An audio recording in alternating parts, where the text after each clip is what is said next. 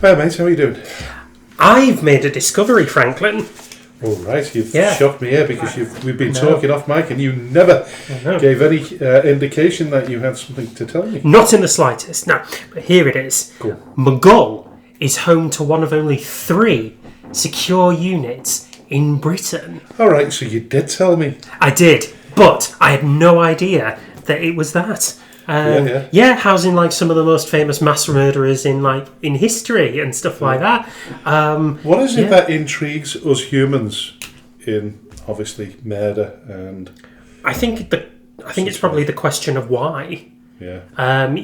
Why do they do it? What do they get from it? What's their? Do they have urges, or do they just have a desire to see people hurt, or do they want the satisfaction from power? It's all the psychology behind it, isn't it? And kind of the inner workings of a murderer's mind. It's a bit like a football, really. The game of football. I mean, in a way, yeah. They're absolutely fascinating. I don't know why I throw football into the equation, but I thought I was going to try to find an avenue back into. But I've driven past Maghull so many times, and I absolutely no idea. No. But there it is, Maghull. Our former goalkeeper, Robbie Holcroft, I think he worked in Maghull. I thought you said he was going to be committed there or something. And I think Liam Watson, who former manager of Southport, also used to work in the gymnasium there, I think. Ooh. Yeah, not a job I would like to do. It's it's made the town of Maghull an awful lot more interesting, to say the least. For you, yeah. Yeah. Absolutely no idea that this place was still there, really. Anyway, how about you? Well, you wouldn't want to live locally, would you, by the way? I should imagine the house prices are quite low. Well, no, I don't know. Not a bad place. If you go to, is it Maghull North? Is it the new train station there? Yeah. We park there when we're going into Liverpool now. Oh, right. Because it's relatively quiet. Nice, right bang in the middle of a new housing estate. Okay. So if you're a young person, young executive starting out in life, you bought a house up there and you're right on the train line into Central in Liverpool. All fantastic. Right. You don't drive into the city anymore? Tend not to now because I think it costs something like £21 to park in the Liverpool 1 car park for best part of the day. And is that where you park? Yeah, I used to, yeah. Because if you're doing shopping and you're carrying bags of shopping around, you want to be able to take it back to your car. You do. I tend to have a rucksack when I go shopping. See, for us, we park, I can't remember the name of the car park itself, but it's right behind this really old hotel, just on the fringes of the city centre, where the Irish pub is. The Adelphi. Yeah, that might be it. Yeah, the back of the Adelphi. Yes. Yeah, we park there. Absolute peanuts. There's no security in that car park whatsoever, but it's good cheap parking. And then we mooch on into town from there. But it's changed for us because we used to love shopping in Debenhams. Now Debenhams is no longer in business. Defunct. So we used to do 3 or 4 floors, whatever it was. Now It's been taken over by... who's it been taken over by? God, let's say Primark. I can't remember who's been taken over by. B&M Bargains. Pound Stretcher. Who has it been taken over by? I'll have to throw in. She knows. She knows, yeah. Yeah, but we've got a dodgy now. Oh no, I'll tell you what it's been taken over by. Yeah. Marks and Spencer's. Marks and Sparks have taken it over. Yeah, Marks and Spencer's now. The Marks and Spencer's that we've got in Liverpool now is a poorer version of the one they used to have in the old Littlewoods. Oh, right. Shop. I vaguely remember Littlewoods. I think it's Littlewoods. I can't remember now. It's terrible. We end up having debates when we're in the car, recalling what shops used to be in what places. Oh God! Particularly in Ormskirk, because we've both got an affinity with Ormskirk. I used to go to school there, right? And Rowena used to live there. So what we do is when we're going past the shop, we randomly ask questions like, "What did that used to be?" I know, yeah. So how did that? I can imagine that there's an awful lot of them that are sort of no longer. I mean, for me, there's shops like Woolies and BHS, ones like that. Woolies was certainly a favourite, and another one, a favourite of mine at the time. I used to shop in there every week practically. It used to be Burton's, and that went for a Burton. Oh, so that's gone out of business. I remember Burton. Yeah. I used to use my student discount on £1 jewellery because I was a real cheap sod like that. Oh, yeah. Just you get that 10%. I didn't think you were old enough to have known Burton's, but it's not that far back, I suppose, is it? No, about 10, 15 years. I think when they closed it down, they used to have a section of Burton's still in another shop, and it might have been next. Dorothy Perkins? It could have been. Yeah, those two were connected. Dorothy Perkins used to be the women's section, and Burton's was the men's. Yeah. But now Ormskirk is a predominantly university student town now. So it's mainly made up of coffee houses, wine bars, and charity shops. Yeah, yes it is. Charity. I don't know how, at last count, I think there was around about 25, 26 charity shops in Ormskirk. No kidding. Someone will no doubt correct me on that one. I have to ask Gordon. Yeah. Well, Gordon lives locally, so he'll know. And he's a councillor, of course, so he should even... Yep, should have them all on his books. Yeah, I've just been talking to Gordon earlier on today. Ooh, okay. Just on his lunch break, he's doing a course down in London. Yes, he is, yeah. Sorry, he was checking into a hotel for some reason or another. Yeah, I was getting a little bit of advice from him, football, to do with football. Okay. Yeah, so I might talk about that later in the show. Okay. Just thinking if there's anything else to discuss, or just my bad back. You got a bad back, huh? So yeah, if I cry out in pain during any stage of the show, it's not because I've kicked him. No, it's not. But I thought I'd cracked it. I thought I got the better of it a few weeks ago.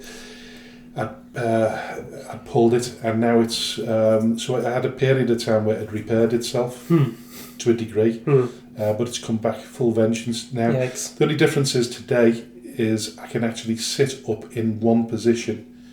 Where the pain is relatively not free but easier. Minor, yeah. Easier to accommodate. Yeah, but most of the time now, lying down, walking, it's just. I've had operations on my back before, so I just need to get time.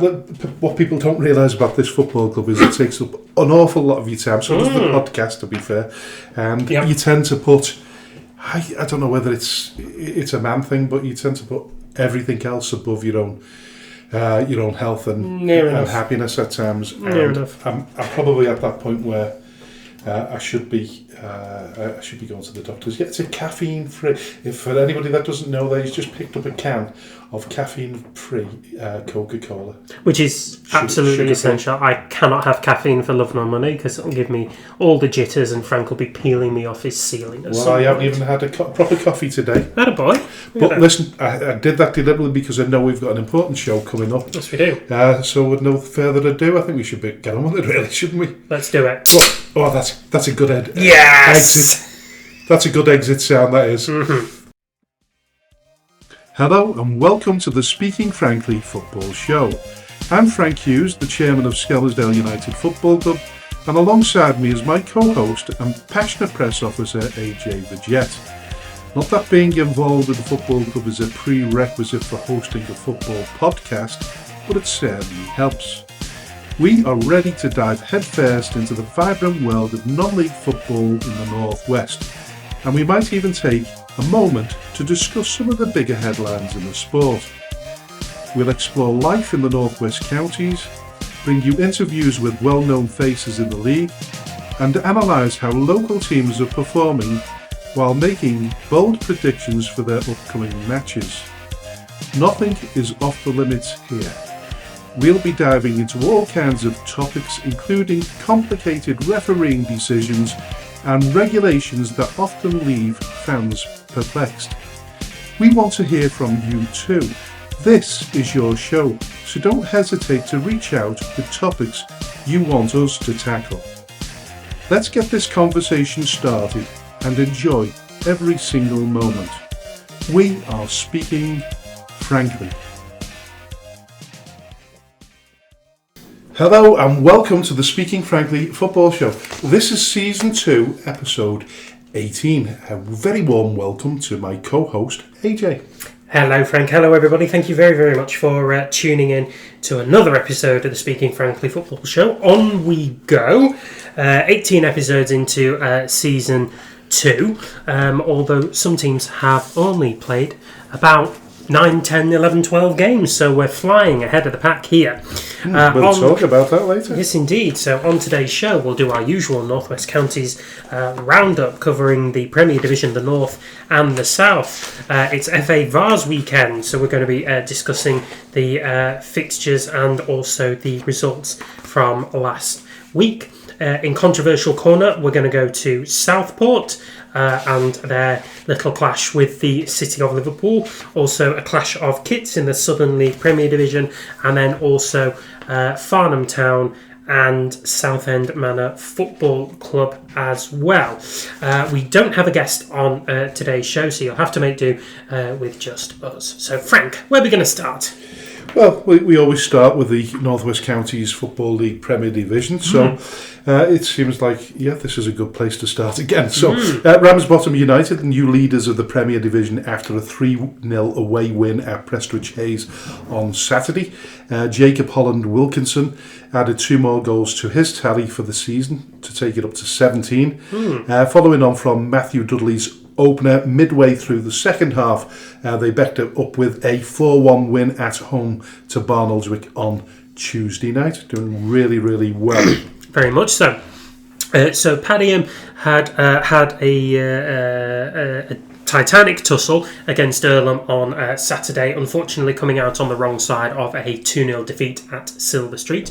But never mind, and never one to get battened down too much. They got back to winning ways with a 4-1 home win over Abbey Hay. So they are hot on the heels of Rami in second place by virtue of having played a game less than the leaders and just a point behind them. Now West Didsbury and Chorlton currently in third position, having quite surreptitiously really closed the gap on the top two to 3 points. They beat Pilks and Cheadle in successive matches to get themselves right back in the running of the playoffs. And then Burscough, they won against Barnoldswick and against Stockport Town. And now we move on.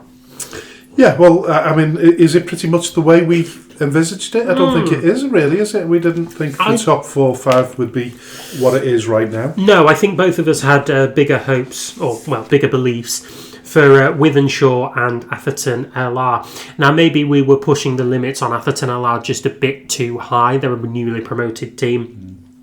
So maybe it was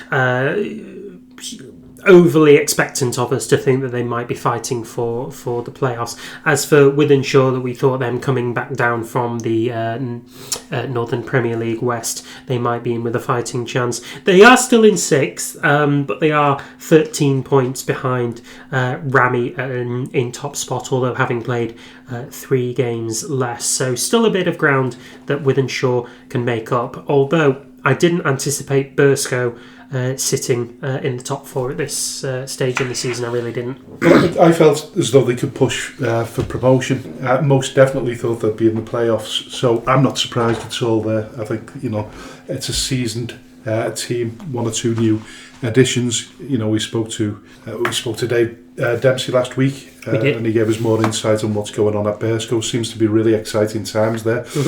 Obviously, they've got a distraction this weekend. They'll be in the FA Vars. We'll talk about that later on in the show. Yep. But yeah, so that didn't surprise me. I think Rams, if you were going to put your money on your house on a particular team to win the division right now, who would you aim it at? Who would you throw your money on? Oh God, I think it probably would be Ramsbottom. Yeah. I mean, see, Jacob. I'd have said Padiham at the beginning, I think we both did. I think purely by virtue of how much Padiham pushed Lower Brack and the playoff final, and the manner in which they kept up with the top 2 teams in the division. I know they finished 4th eventually, but we just felt that they finished stronger, and even after the loss of Josh Briggs in the off season, they still carry on grinding out results. But Ramsbottom just looking a bit of a different league at the minute. 19 games and 15 wins from that, highest scorers in the division and the best defence in the division. We talk about Jacob Holland-Wilkinson having scored 17 goals, but the goals are coming in from anywhere. Harvey White grabbed a double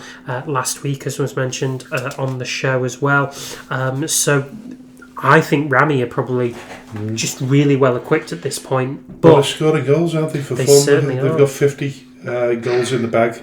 They've only conceded 18, which is just marginally less than one goal per game. Listen, if you can keep that around that level, 1.5, 1.1, something like that per game, then you're looking good for the title, I would have thought. Yeah, almost certainly. Yeah, it'll be interesting to see if Rami can kind of sustain this. As we say, they're coming under a fair bit of pressure from Padiham and West Didsbury and Chorlton at the minute. Now, I'm not likely to say that their expectation is that this season and this title race is going to run anywhere near as close as what Berries and Lower Brecks gave for us last season, but I don't think it'll be far away. And I wonder whether it'll be more of a two-horse race. I know that West Didsbury, although they have 14 wins from 20 games, they have got 5 losses out of there as well. So could they kind of sustain that, or will they drop off under pressure from teams around them like Burscough, Earlham, Wythenshawe? It'll be interesting to say, but Ramsbottom and Padiham at the minute just looking a bit of a different league. Yeah.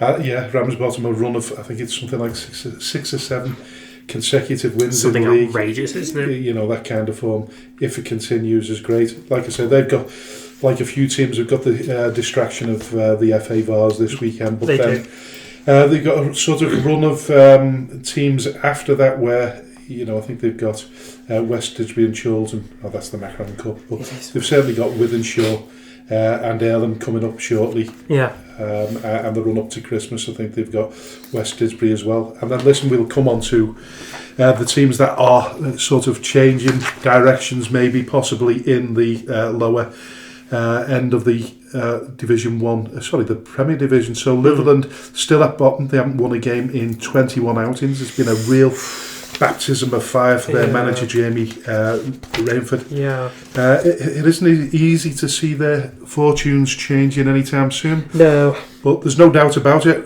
Remy lack a decent centre forward. We've mentioned before, Jamie should don the boots back and come back on. But by all accounts, there's a lack of control in midfield. If they get them sorted out, they get a decent goal scorer and they sort the midfield out, then they start winning games as well. Yeah, I think from what we've been hearing is their current recruitment isn't bad. I think it just needs 1 or 2 very key players that are going to come in and kind of add that extra momentum to turn the tide. Like I say, they're not fully out of it, but they have got an awful lot of ground to make up on Abbey Hay and AFC Liverpool, who are currently an 8-point gap to bridge between them after 20 games. But there's plenty to go, and that's the good thing about it. So my Litherland Remica correspondent reliably informs me that, like you say, Jamie's recruitment has been really good so far. But the problem probably they need to sort out with this is discipline. From a 1 to sort of 11-11 basis, they've not always been consistent, resulting in 8 red cards and 37 yellows in total. I think they're in the top 2 teams, poorly disciplined. At least they're top somewhere. But listen, you can't expect to win games when you're down a man. No, you can't. We have been fortunate to get away with it once this season, having 10 men but still winning, but otherwise it's such a difficult gap to bridge at that level, and teams do really take advantage of you being down a man. So yeah, that's an area where they're going to have to improve quite drastically if they're going to get anywhere anywhere out of it. Yeah. So, listen, on the other hand, Glossop North End have turned their fortunes around a little since Richard Brodie was sacked. They've now won the last 3 games, albeit one was in the Cup. But you have to wonder if he was still in charge, would the same results have occurred. I personally think Brodie was getting there, so I think those results would have come anyway. But it's by the by now, as Ashley Connor has been named as the club's new manager following an outstanding 11-year spell at Golcar United. Don't know a great deal about them, but it seems as though his name is known, and as such, he's managed to get the Glossop North End job. He has. Do we know anything about him? Does he play for Glossop? Or? I don't know. I've never heard of him. Didn't have enough time to do the research on him. But no, we're busy, unfortunately. We wish we had like an editor to sort this out, or an exec producer, but we don't. It's just there's an advert. Go on. Plead for someone. Yeah, so if you have any experience in executive producing a radio show, a television show, a news show, any kind of show at all, we'd love to interview you for the job. Please apply for said exec producer job at We Could Use Some Help, Please. We Don't Know What We're Doing. The Speaking Like a Friendly Football Show, Dalton, Skelmersdale. What I have to ask as a question is why... Normally in management, if you've been at a club for that long, 2 things happen. Usually 2 things happen. You either prolong that until you, for sort of pushing 20 years, a bit like Brent Peters and Dave Pace have, or you get sacked and then you go to another club. Why has Ashley Connor walked away from Golcar after 11 years to take on the Glossop North End job? Well... where is it? Golcar, they laterally moved to the northwest, the Northern Counties East League. So that's a Step 5 club. So he's not really, he's laterally moved in terms of his clubs as well. Yeah. I don't know, maybe nearer home. I don't know. After 11 years, though. I mean, you could do it getting him on the show. Yeah, I mean, listen, there's not many people that have spent that long in management, because we know in times gone past, Marines manager, one of the longest... He's the longest serving manager in like English football history in the non-league. Yeah. I can't remember his name, but... I've forgotten his name. Unbelievable. Spoken to him loads of times. Have you? Yeah. Rowley Howard, that's it, Rowley Howard. It used to be a window cleaner as well, so I remember that much. 33 years! I know, yeah. Swipe me! Yeah. 1,975 games. I mean, come on. You'd want to get to 2,000, wouldn't you? Yeah. If you were given the chance, I don't know. Well, yeah! I don't understand why he walked away. Listen, at some stage you've got to retire, haven't you? Well, yeah, but... spend a bit of time with your grandchildren. Listen, I'm 58 and I'm already thinking about it myself. Anyway, listen, we move on to the First Division North, with Nelson's game against Garstang postponed. McGull are the new leaders after Connor Rankin gave them a 1-0 win over Main Road. One of the form teams that have gone pretty much under the radar is AFC Blackpool. I think we did sort of briefly mention them last week. Yeah, they lost their opening 4 games, but now are unbeaten since the end of August. Yeah. That's to be said, though, that the North West Counties stated the urgency in getting games completed last season. However, the average number of games played is 11, as opposed to 19 at this stage last season. And I want to throw that back in there. I know we're not in the North West Counties any longer, but we did say at the time that had our games been spaced out a little bit more, we might not have, I'm just saying might not have been in the position where we were at the end of the season, where we were relegated. Very, very difficult to get any momentum going when you're playing Tuesdays, Saturdays, and then you've got long periods where you're not playing at all. So we spent the early part of the season not being able to train, or very little training, so couldn't work on styles, formations, you name it, we couldn't work on it. So I think it might work a little bit better. It might work a little better for the teams that have been down the bottom. And so far it's proven right, really, because Daisy Hill, if you want to mention Daisy Hill. Yeah, so Daisy Hill are on a really good turnaround at the minute. They've gone now 6 games unbeaten. He's got rid of the driftwood and recruited really well as Nicky Hunt, the new manager. He's gone on record saying that from the moment he took the job, his aim was to reach the playoffs. He's only 4 points away from the top 5 now and just 7 points adrift of Nelson in top spot, although having played quite a few games more. Nelson have played 9 and Daisy Hill have played 13. So a few games lost, a few games used up already, but still plenty of time for Daisy Hill to continue their march up the table. Would you say sanity is restored at Daisy Hill since Nicky's appointment? I believe it to be the case. I think it's brought a little bit more sense. I think it was always a sensible appointment.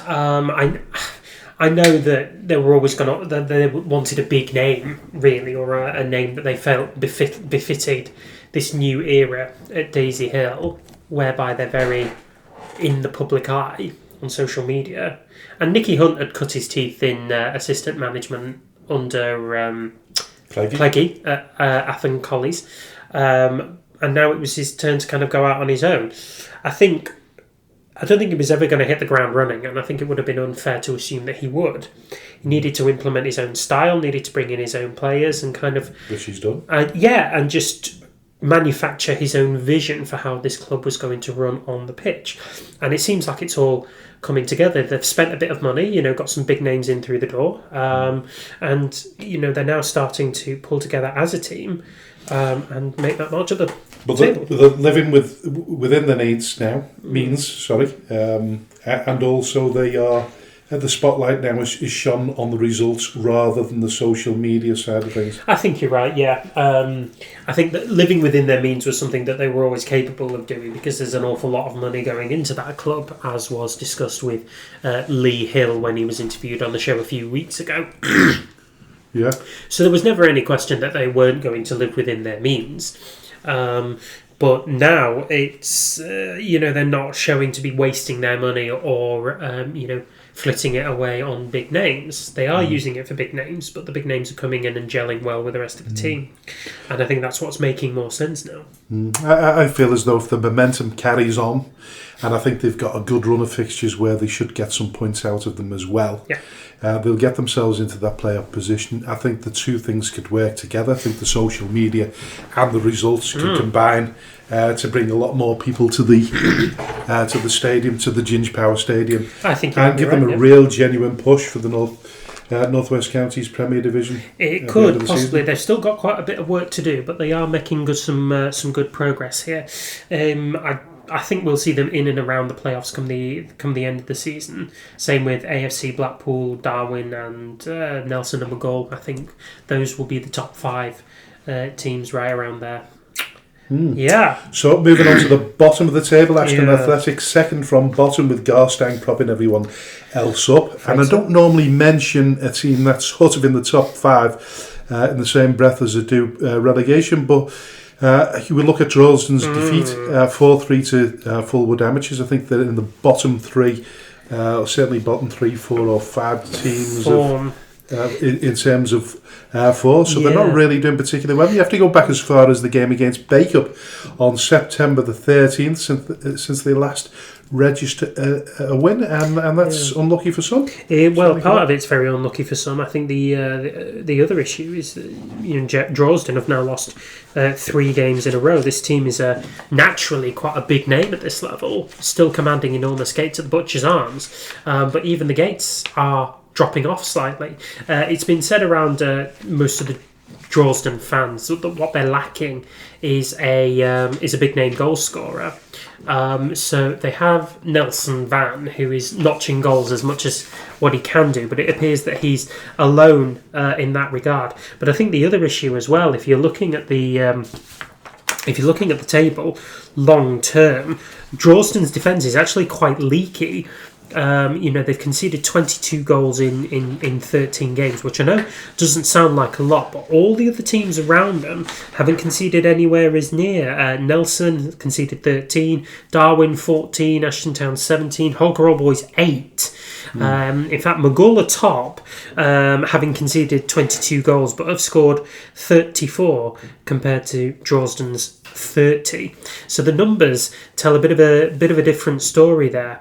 But Drorsden have lost nearly as many games as what they've won. 6 wins, 2 draws, 5 losses all told. They're still very much within the top 3, but things are getting away from them just a little bit now. Yeah. And talking about the form, they're in the bottom. So 1, 2, 3, 4. Yeah, the fourth bottom. They've won 1, drawn 1, lost 4. Yeah. Scored 7, conceded 12. So they've got to do something. They've got to do something quick there. Yes, they do. Because, like you say, the gates will drop off even further if they don't. Yeah, the gates. When we went to Drorsden last season, the gates were around about the 700 mark.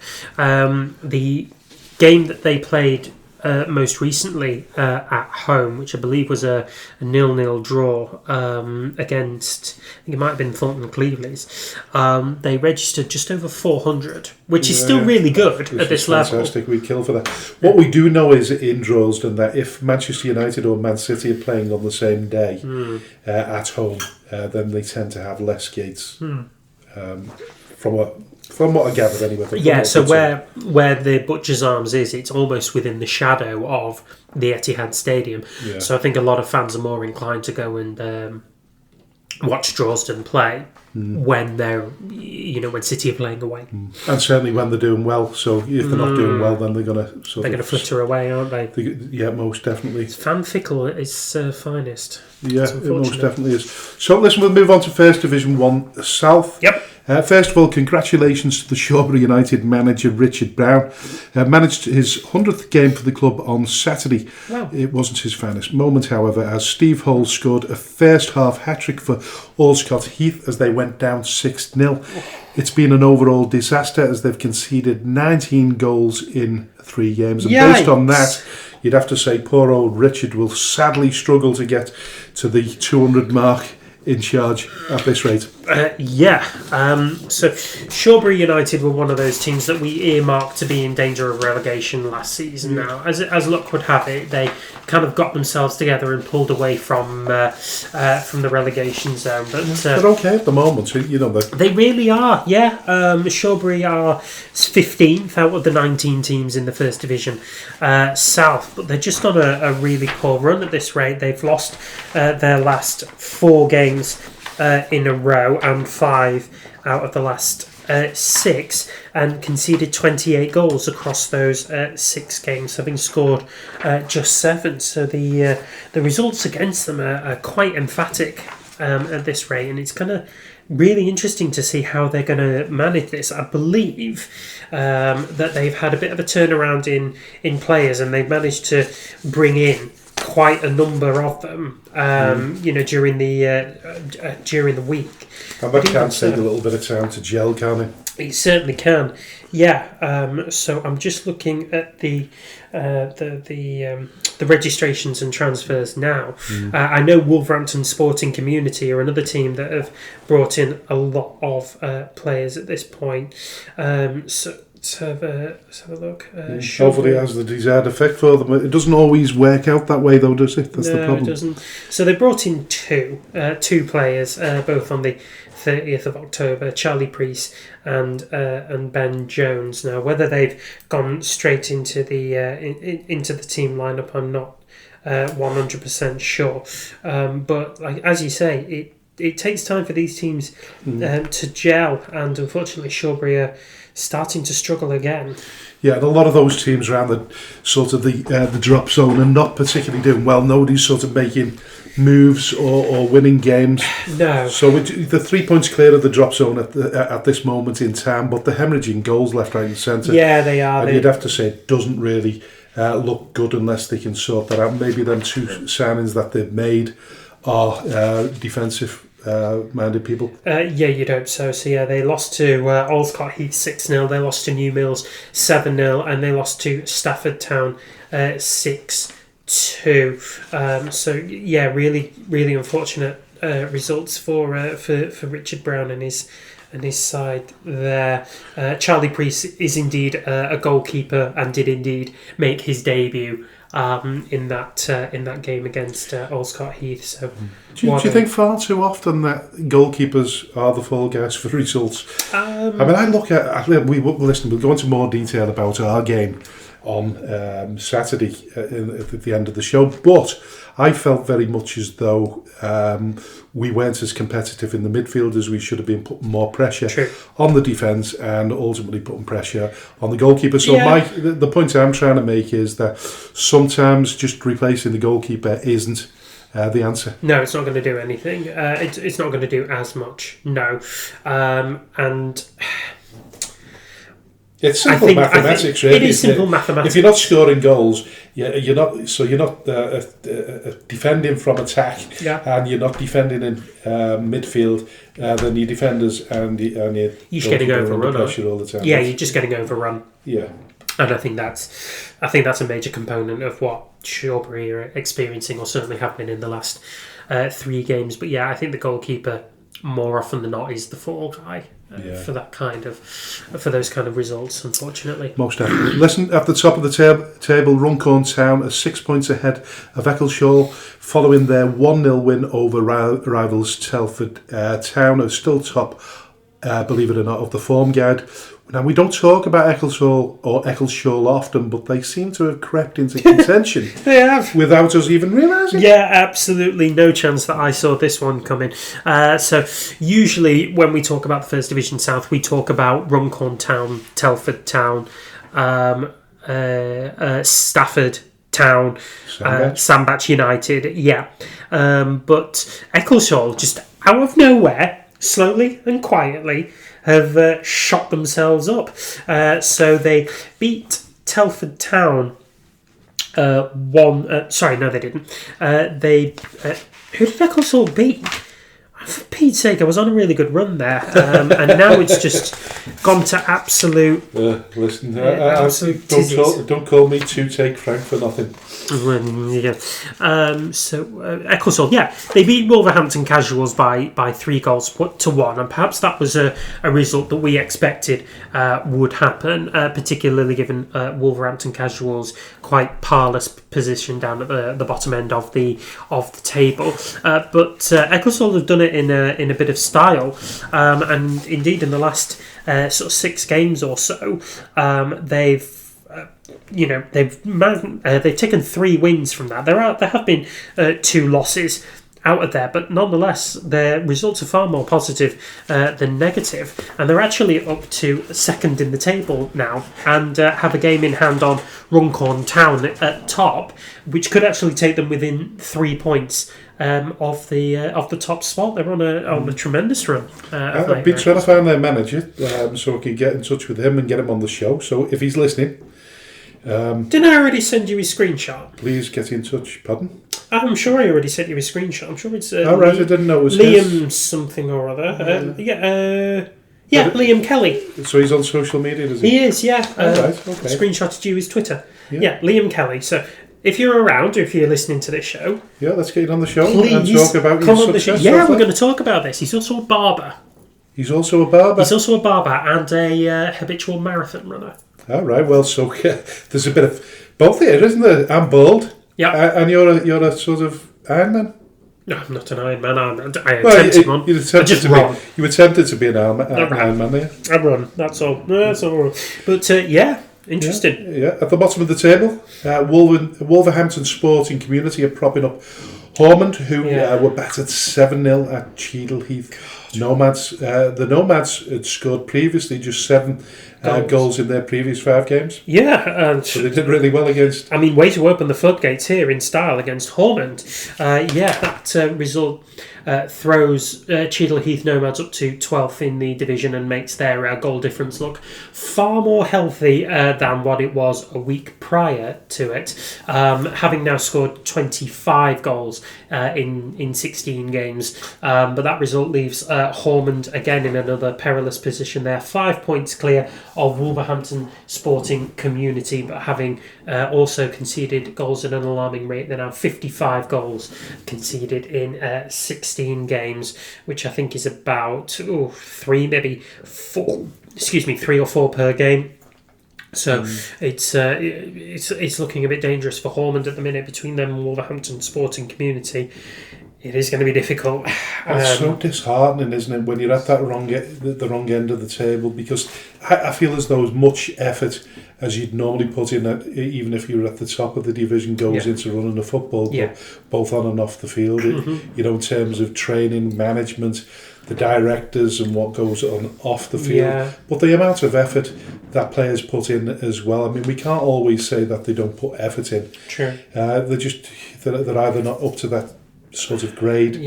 Or they're coming up against teams far more established and superior than themselves. But listen, that wraps up things for the Northwest Counties. Of course, in the second part of the show, we will talk about the forthcoming fixtures for the weekend, including the FA Vars, which we'll briefly mention the FA Vars now, because at the weekend there was a fixture. There was a fixture, yes. And it was the return of the game that got quite controversially replayed in the end. So it was the game versus Holker Old Boys versus Wythenshawe. So in the original encounter, Holker won on penalties. However, the FA ordered a rematch after the referee made an error in administering the shootout. Yes, he did. The incorrect use of a player in the shootout meant that the tie had to be replayed in full. Now, Holker Old Boys managed to beat Wythenshawe 2-1, so I think it was 2-1.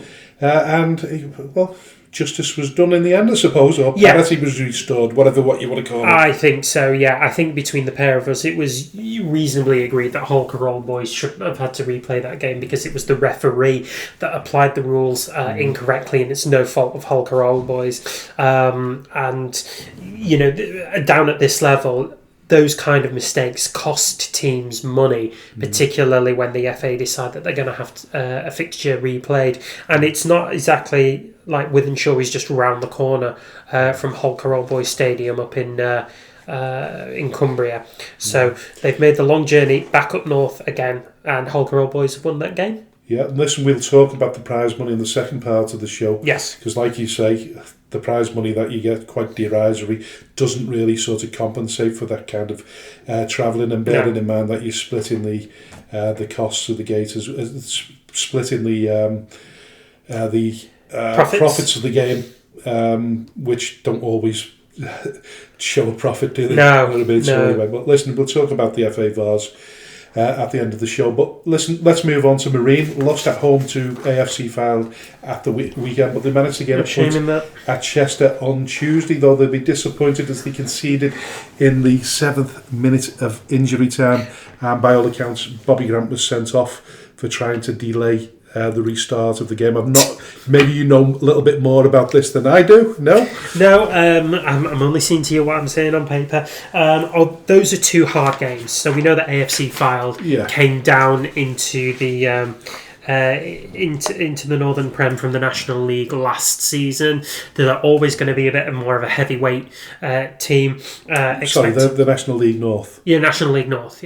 Yeah, from the National League. Yeah. Yeah, I thought you said something. No. Northern Premier. But anyway, so there's no shame in losing that kind of fixture. But they will be pleased to get a point against Chester, who, by all accounts, massive club though they are having a very, very difficult season themselves. I think they're currently sitting around about 17th in the table at the minute. They might consider this to be a bit of a sort of character builder because they've managed to get back in the game so late, so they snatched a draw from the jaws of defeat. Yeah, they have, and I think Chester will probably be the more relieved team to come away with any kind of result at all. And I think Bobby may be disappointed about that one, but on the whole, he'll see his team move up. They've maintained their position in 12th. But they're right hot on the heels of Chorley and Buxton, just up ahead of them with a game in hand. They're doing okay, aren't they? They're doing just fine, and I think for his first season in charge, Bobby should be pleased with what's going on so far. This time last season they were in such a difficult position that we didn't know if they were going to survive. Whereas right now they are, how many points clear of the drop now? About 6 points clear of the drop zone. And bearing in mind we're about a quarter of the way through the season, so there's plenty of time and opportunity for which to build on that. Only thing I will say about Marine is that goal scoring is a problem. Yeah, they've scored just 16 goals in 15 games and conceded 24. Now, the defence isn't necessarily a massive problem because teams around them have conceded pretty much the exact same amount of goals anyway. But goal scoring, the teams around them are scoring sort of high 20s to low 30s, and Marine have scored 16. So that is going to be an issue for Bobby that he's going to need to address sooner rather than later, although I'm sure he knows that. Yeah, and he'll be facing a dugout ban as well, I would imagine.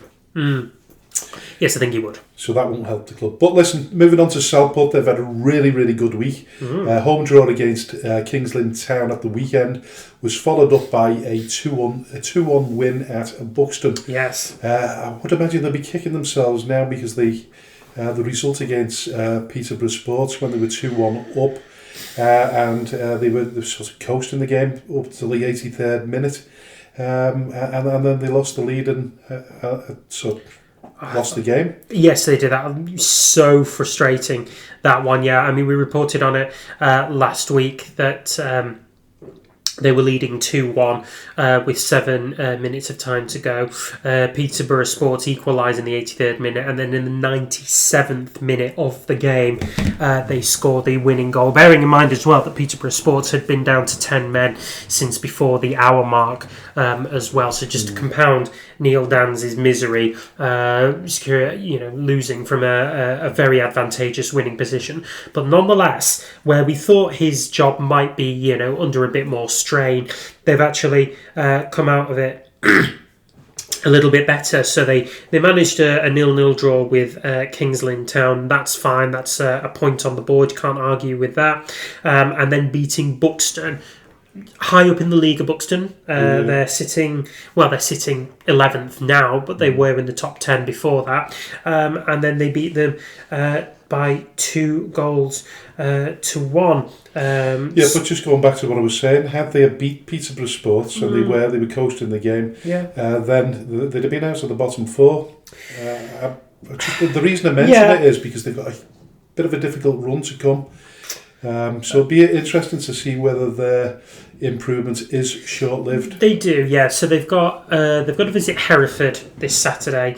That's followed by Tuesday night hosting against Chester, which isn't bad considering how bad a run Chester are on recently. They've then got the FA Trophy next Saturday where they'll take on Buxton again before home matches against Kidderminster and Radcliffe. None of those games are particularly easy, but I think Neil Dans is probably going to go into that with a little bit more optimism than he was. Yeah, certainly. Listen, move on to Prescot Cables. They return to winning ways with a fantastic 2-0 win at Rushall. Yep. We'll look at Bury. Bury have dropped from their brief stop at the top of the division. They lost to Mossley and drew to Vauxhall, but their home win against Kidsgrove Athletic on Saturday means that they've managed to get themselves into the top 3 again. Yep. But Lower Breck is still top with a 5-point lead over Avro following another superb win, 4-1 win at Nantwich Town at the weekend. Yeah. They will face Avro next Wednesday in what promises to be a bit of a firecracker. Absolutely will. I mean, we know that both teams are a bit gung-ho when it comes to actions on and off the pitch. Passionate. Passionate, yes. Yeah. And now we will see it on the pitch. I'm just stunned.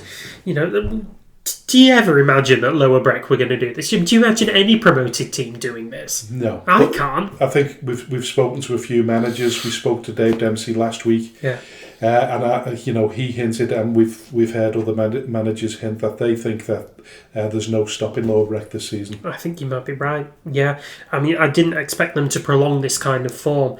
After this kind of start to the season. I really didn't. I thought they'd drop off. It's just incredible, isn't it? Really, just how well they are doing. It is, because if you go further back than that, it's not so long ago since they were playing in the Liverpool County Premier League. Our division, no. Yeah. No, it's not. I think it was only about 5-6 years ago, something like that. One thing I will say is Avro do have a game in hand on Lower Breck, so that 5-point gap could be down to 2 if Avro win their game in hand, which is against Chasetown. So who've got Lower Breck? Who've Lower Breck got on Saturday? So Lower Breck have Stockton. They've got to play Stockton at Stockton at the weekend before taking on Stalybridge on the 8th of November. And then they've got Stalybridge on Saturday, and then they've got Avro on November the 12th. Yeah. Massive game. So in terms of looking at the management, we know what the players are doing because they're keeping them at the top. But we had Gary Moore on the show last season, didn't we? We did. He's having a tremendous run with this football club. It certainly is. I mean, we do say that there's a limit as far as you can take a football club. We don't know how far that is with Lower Breck. Certainly, if it's anything to do with ground facilities, then they're sort of meeting their limit right now. But that doesn't mean to say Gary Moore has... obviously gaining a really, really good reputation for himself. Massively, yeah. So Gary Moore's been there for how many years now? It's about 4. I'm not too sure. I think he's been there all throughout, hasn't he? Is he? Right. I'm not too sure. It might even be over 10 years. And you've got to wonder whether Gary Moore's got whether he wants that ambition to go higher if it's without Lower Breck. Would he? I don't know. I think he's very, very loyal to that team, and I think he'd probably want to stay there through any kind of rebuild or maintenance that they have. I think he's just along for the ride with Lower Breck, and he's not really that bothered about being on any other team. Your stock goes up while you're successful. Oh God, yeah. The problem is that if you stay at a team too long, then your stock becomes a little bit less. Yeah, it dwindles. My feeling is a little bit with... I think if you look at Dave Jones at Atherton LR now, no disrespect to him or Atherton LR, but this is a transitional season for him. It's a learning curve. You hope that he starts getting closer to them playoffs. If he gets into them playoffs, it's a success for them. His stock is still top value. Oh, yeah. Anything less than that? Do you reckon? In terms of ambition, where do you... I don't know. I'm just saying that you can stay at a club too long. And I'm not suggesting, because it's really, really... I think that's a loyalty thing, and I think...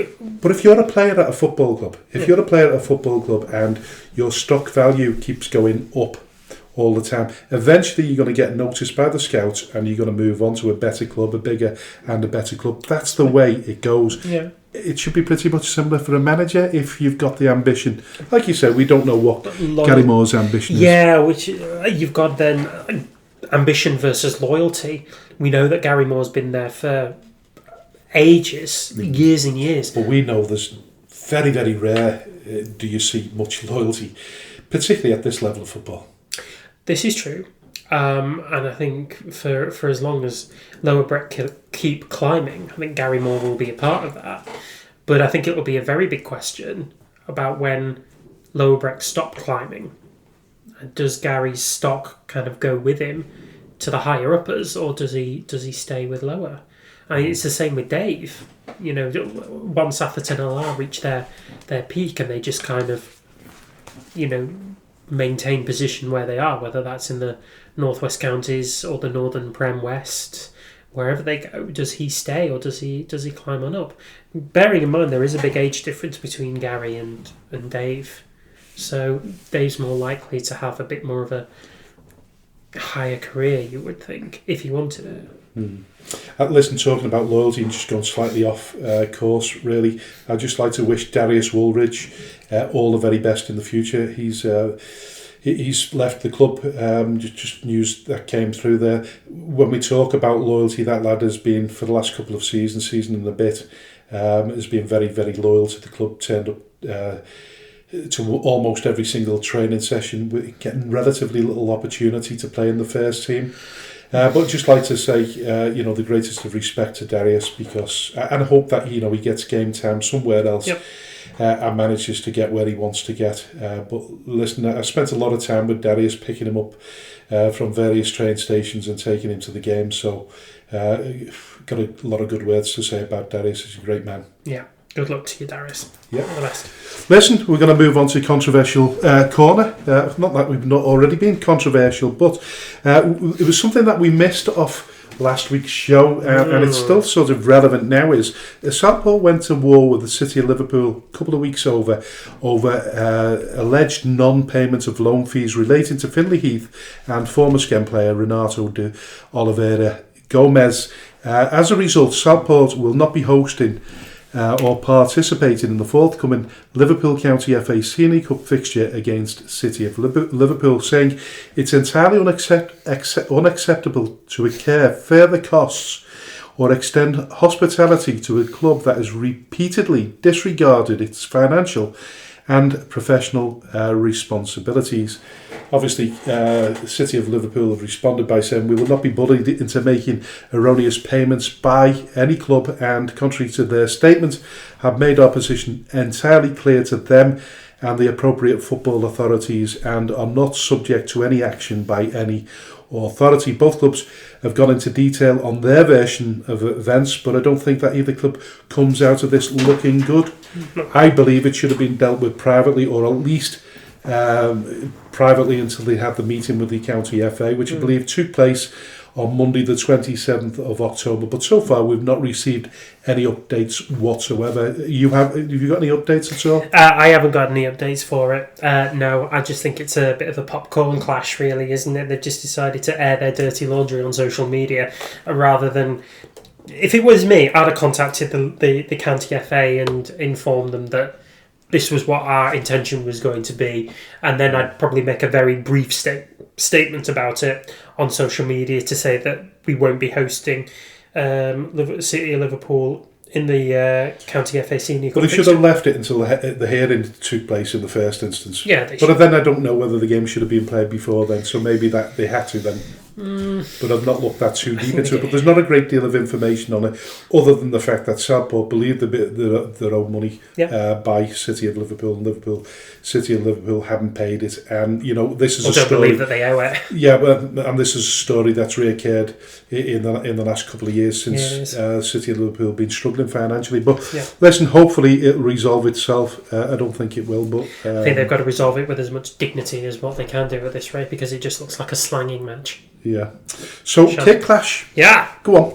All right, so the Southern League Premier Division South fixture between Haverton Waterlooville and Farnham Town was postponed following discussions between the match officials and both clubs about a tear in the pitch that was deemed unplayable. The story appeared to have a twist in it, as Farnham had turned up in a kit which clashed with the home team. The game was delayed so that Farnham could retrieve a more suitable kit, which they did. Whilst retrieving the kit, the tear in the pitch was noticed and repaired, but not to the satisfaction of the Farnham Town management team, who consulted with the officials. During this meeting, the Farnham Town manager made it clear that he felt the pitch was not safe to play on, and the referee had no option but to confirm that the game was to be postponed.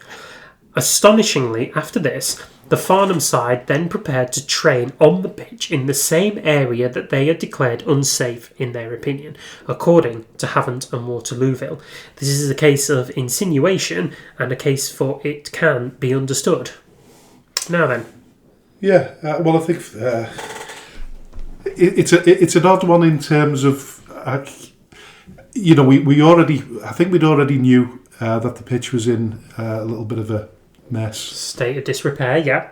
So, but it's just, I think because they've come with the wrong kit, it gives the impression that something else is it's a little bit more complicated than it was. I don't know whether. Do you reckon they made a bit of a mountain out of a molehill there? Do you reckon there was some kind of ulterior motive for not wanting to play the game, given the issue with the kit and then the pitch? If a pitch is unplayable, it's unplayable, and that is a discussion for the officials. You wonder whether the officials have been slightly intimidated by the management team and said, "Listen." I think the minute you mention safety. You've got to take it really, really seriously. Got a bit of a duty of care. Yeah, I think the referees have to look at that one with as much duty of care, openness as possible. But to then start to train on the pitch in that same area that they declared unsafe, no, hypocritical. But listen, I don't understand it. But listen, Farnham Town are not sort of. I don't know. They're not.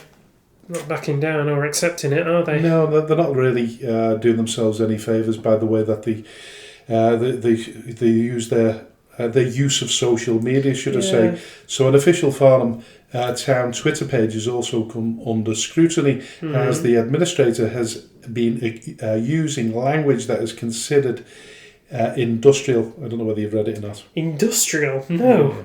Have you read it? Yeah, he uses the word F. Did it? Yeah, have a look at it if you want. But what I'm saying is there any room on social media? They're a step 4 club, aren't they? Is this step 4? Yeah, something like that. Yeah, step 4. You'd expect a little bit more professionalism, wouldn't you? Probably would expect. That said, they'll probably say that about my stuttering. It's not quite the same, is it? I know, just trying to. The thing is that when you get a story like this, it's so complex, and you're thinking to yourself, where do you what angle do you go in on this story? Because the initial statement was that they'd come along with a kit that was going to clash with them, and then since then they've gone on social media showing kit clashes that are not kit clashes. You know what I mean? Have they? Yeah, God. Well, someone has. See, I'm looking at their official. I know they've got a bit of a sense of humour, which is fair. Yeah, having a bit of a sense of humour is one thing, but yes, there it is. Yeah. Found it. Yeah. To be fair, it was a free header. A free header. Yes, it was. Yeah. Well, is there any need for the food? No, they're a step 3 team as well, so that makes it even all the more sort of ridiculous that they're using that. I think it's fine for teams down at our level because, like you say, we're not that close to being professional, whereas those guys, they nearly are. So I'd have expected a bit more dignity and grace in doing that.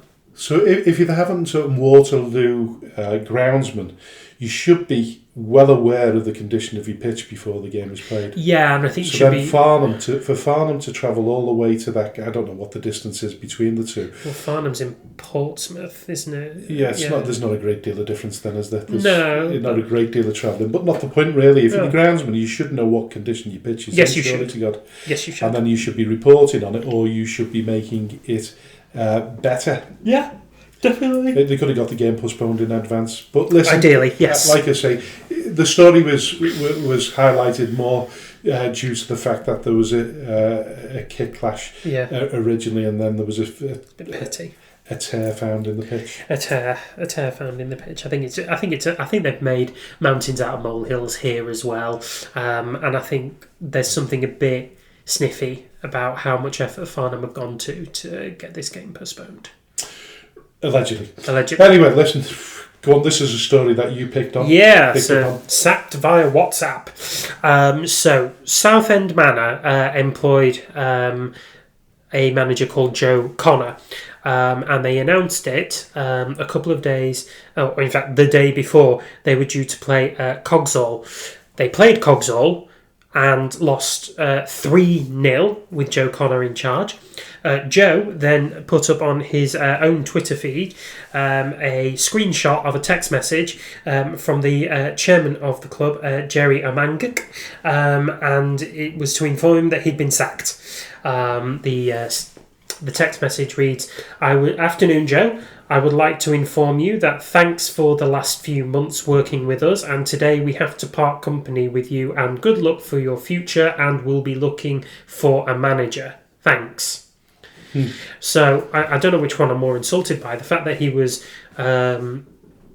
fired by a text message or the appalling English in which it was written. Anyway. Yeah, well, listen, I mean, first of all, it has to be said that he'd only been in charge for one game, hadn't he? Yes, he had one game. Was he part of the original management staff? I think he was, yeah. He was that? one of the assistants, and I think he stepped up. He was interim manager first. That's right, yeah. And then he stepped up to be the full-time manager a week ago. And then was oversaw the game against Cogsall, which they summarily lost by 3-0 and ended up with 10 men in the game too. Yeah. So listen, question is there a good way to sack a manager? Yeah, always. There's always a very much decorumed way of doing things, and it's not by text message. Is there a good way of resigning? Yeah. So if somebody was to resign by text message, it wouldn't feel as bad as it does if somebody gets sacked by text. True. Yeah. Yeah, I think there's far more resources available to the club to bring somebody in, whereas, I mean, maybe Joe Connor isn't getting paid at this level, but nonetheless, the inconvenience of, abandoning all of his plans for the next game and the next training session will absolutely be there. So, which way is better to sack a manager? If you're going to sack a manager, I think you've got to call him. Right. I've sacked 3 managers in my sort of 2 tenures as a football chairman. Yep. On those 3 occasions, they were all face-to-face. Wow, okay. On my last occasion, I did it by phone. Oh. Which I wouldn't normally do. But that sometimes there is a reason for doing that because things move very fastly. And when you're making changes, sometimes you have to make them quickly. Yes. And if you're trying to set up a meeting with someone, particularly in non-league football, when people are working, I'm working, he's working. Yeah. It's then not so easy. It's not so easy. So on the last occasion, I did it by phone call, and I wasn't particularly happy doing that. I'd rather have done it face to face. I am normally a face to face kind of guy, yeah. But I didn't do it on that occasion. I don't think there would be ever a reason why I would do it by text. No. Unless something had happened behind the scenes. But even then it's got to be pretty controversial in order for a text message. Well, it's controversial enough, isn't it, anyway? Because when you sack a manager, everybody wants to know what the excuse is, what the reason is. Yeah, true. Of course, when we sacked Nick Matthews, everybody wants to know. Yeah. Sometimes you can only tell them a certain amount before it becomes a boxing match. Yeah. Well, a boxing match more than anything. And nobody wants to get embroiled in one of them. So we don't know the reasons why he's been sacked. No. But yeah, it's not done in the correct manner. No, that wasn't done in the correct manner, and I think if I was Joe, I'd be feeling very bitter about that. I'm sure he'd put a lot of time and effort, not only into being manager, but being interim manager, maybe being on the coaching staff before that as well. I'd be very bitter if it was me, so I can understand why Joe would feel the need to put that up on social media, because it's just not the correct way of doing things. I mean, we at Skem want to conduct ourselves in as much of a professional manner as what we possibly can do, and I think if you were going to text a manager to say that he's not wanted anymore, or that results haven't been good enough or whatever, I think that probably undermines your capacity to be professional.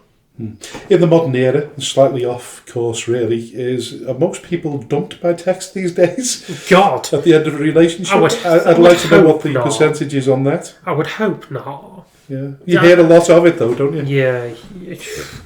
God, no. I think if you're going to break up with somebody, you've got to have a phone call at least. Well, I read something on Twitter where a bloke had gone into a pub and he had actually witnessed his girlfriend with another bloke, and she was texting at the time, and then a ping came through and she said, "You dumped." She wasn't aware he was there. Yikes. Yeah. Uncomfy or what? Oh, Anyway, listen. I think it talks about comfort, doesn't it? And it talks about professionalism. Yeah, and I don't think that it's the best way to do it's not. Text message. But listen, we're going to come on to something that's really, really close to me at this moment in time. And I'm talking about ultimate blame here as a headline. So my question to you is, as a custodian of a football club, whether you're press officer or chairman, whatever level you are at a football club, when a game on and off the pitch is called into disrepute, who do you believe should be the first person or organisation that you should go to, or I should go to? Where should we go when we've got a grievance? The local FA. No, your first port of call has got to be your league, surely. Oh yeah, sorry, your local. Well, yeah, that's what I meant. Yeah, so you go to the league. Anything above that, you go to your county FA, and then you go to the national FA, whatever. But ultimately, you'd sort of hone it in on. You keep it local. You'd keep in. And maybe in an advisory capacity, and I'll come into that in a minute. So my observations about a recent game: 1. Just because it wasn't seen doesn't mean to say it didn't happen. 2, just because someone said it never happened doesn't mean it didn't happen. That's a lot of he said, she said. Yeah. So, okay, we understand that at this level, it's very, very rare that there's any video evidence available. So then we're going from a person's word or even several people that can either say it rather than prove it. But the law states witness testimony is evidence. The most common misunderstanding is the belief that evidence must be physical or forensic, in brackets like DNA or fingerprints. A witness's oral statement given under oath, in brackets testimony, it is itself a form of direct evidence. Yep. In some cases, a conviction can be based solely on a compelling and credible witness statement without any supporting physical evidence. And point 2 is credibility is key. In cases relying solely on a witness statement, the credibility and the reliability of the witness become crucial. The defence will challenge the witness's account through cross-examination to introduce a doubt. So I know this is not a court case. No. And I'm not trying to say that. The aim of my point is making isn't to convict someone. When someone's trying to point out what's gone on, then there should be a reaction or a warning of consequences. Otherwise, lawlessness prevails. Mm-hmm. Now, do we know where we're going on, or do you know where I'm going on this? You do. Yes, but it's for you to kind of talk about on this one. I know, yeah. I'm trying to be very careful here, because I'll turn my attention to referees and their assistants being intimidated on the pitch. I've witnessed it in the league that we're in. But unless someone's brave enough to stand against it, it will continue. Too many people in the dugouts running down the line to hurl abuse of the assistant referees, encroaching on the pitch, coaching within the barriers on the opposite sides of the pitches. And then, before noting that in itself, at a recent game we witnessed beer being consumed as well as smoking in the dugouts. But because grassing, the word that's been used, is frowned upon at this level, it gives a false representation of how poor discipline actually is. And by that, what I mean is that people are not reporting it. So the assumption is that it's a well-disciplined league. I don't believe it to be. So, and I know I'll probably get myself into trouble for them words, but I stand by every single word I've mentioned. What do you make of it? Well, we're going to break that down into a couple of different pieces. So the first one is the refereeing. So, in your view, if there is unprofessional behaviour on the pitch at the time, is it the referee's responsibility to uphold the laws and standards of the game of football at our level and ask managers to stop encroaching on the pitch, stop smoking, stop drinking? What do you think? Yeah, exactly. It's entirely up to the referee, and as been pointed out to me, is that we can't actually do anything about that physically when the game goes ahead. No. I'm well aware of that. My point was that all of these things did happen. Yep. I wouldn't just say it if they didn't happen. No. I've got support from other people to collaborate this. Yep. They've seen it as well. They've witnessed it, including the melee at the end of the game. Yep. Handbags, albeit. Mm-hmm. In terms of the referee leaving the pitch before the players have. That's another incident that was reported. That came back to me as that didn't happen. And another thing about paying officials before the game has started, I was asked by the referee to pay if I could pay him before the game starts because he wanted to get off quickly after the game. Couldn't because we didn't have enough money coming through the turnstiles to pay for it.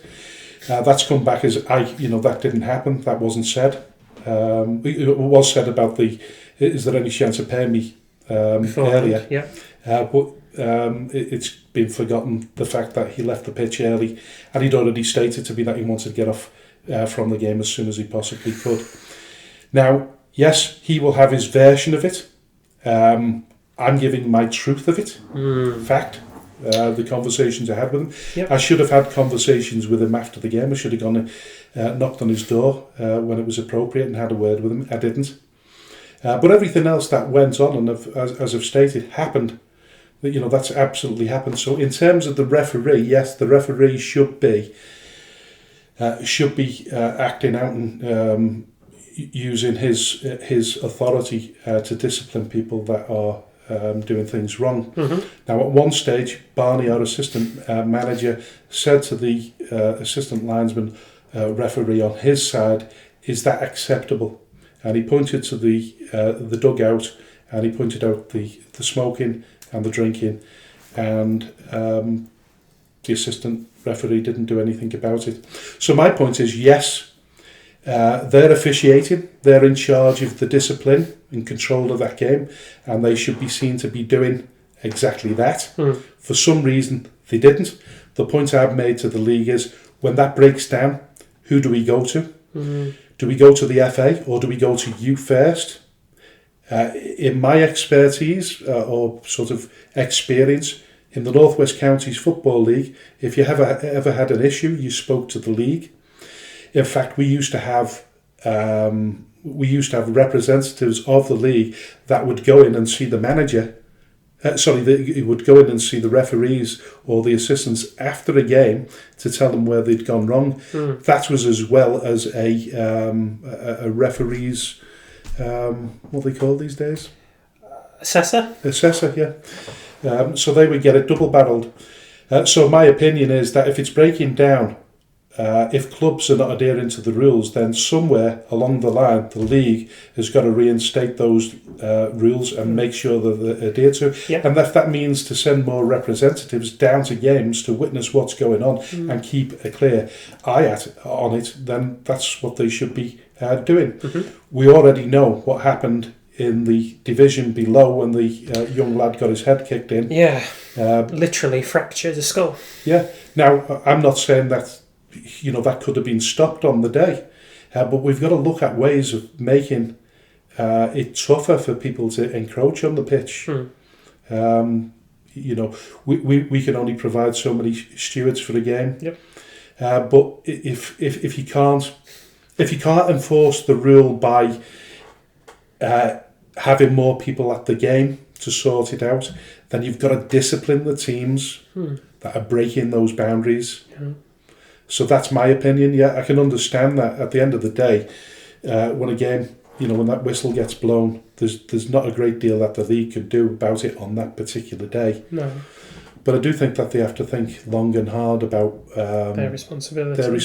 as well. To turn around and say they fail to see how they can do any more about it. And I'm not naming names. He knows. I had the conversation with them on Saturday afternoon before the game. I just want to see something done about it. And it's not. This is not a case of being a sore loser at all. No. We expected this division to be a really, really tough. We expected this league to be a really, really tough league. Everybody told us to avoid it like the plague because it's going to be really, really difficult to get out of there. One, because of discipline. Well, mainly because of discipline, we were told it was going to be extremely difficult to get out of. What I would say of the teams that we played so far, there's some really good players in there. Yeah. Some really good teams that play really good, attractive, exciting football. Yeah. I take that away. Don't take that away from them at all. What I would say is we have to take the dark arts out of the football. And it's not even dark arts now. You can actually see it. Yeah. It's not like it's getting disguised. It's been seen. No, it's not getting disguised. It is being seen, and I think that's what makes it all the more difficult for referees to try and crack down on this, because they are 1, 2, or 3 people in amongst a sea of a contingency representing a club. And I think it's very, very difficult for referees in that moment to try and exact an authority in a division that has been known to have very little discipline to it. And I think in the moment, all you can do is just try and be as diplomatic as what you possibly can. And that may even be, for your own safety, turning a blind eye to the antics that are going on. What I would say is that they do have a responsibility to file that into their match report afterwards. I'm assuming referees file match reports, based on games that they've refereed, and then that does go to the local league. These things need to be accounted for in that, the encroaching, the smoking, the drinking, the violence and the threats and outbreaks of fights, as we've witnessed in the last couple of games.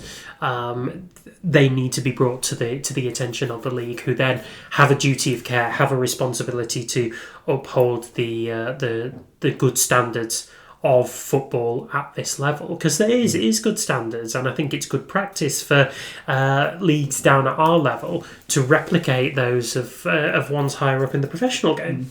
We don't take it for granted, because we know that St Helens, when they were relegated from the Northwest Counties, went into the Liverpool County Premier League. They thought it was going to be easy for them. They ended finishing bottom of the division. Oh.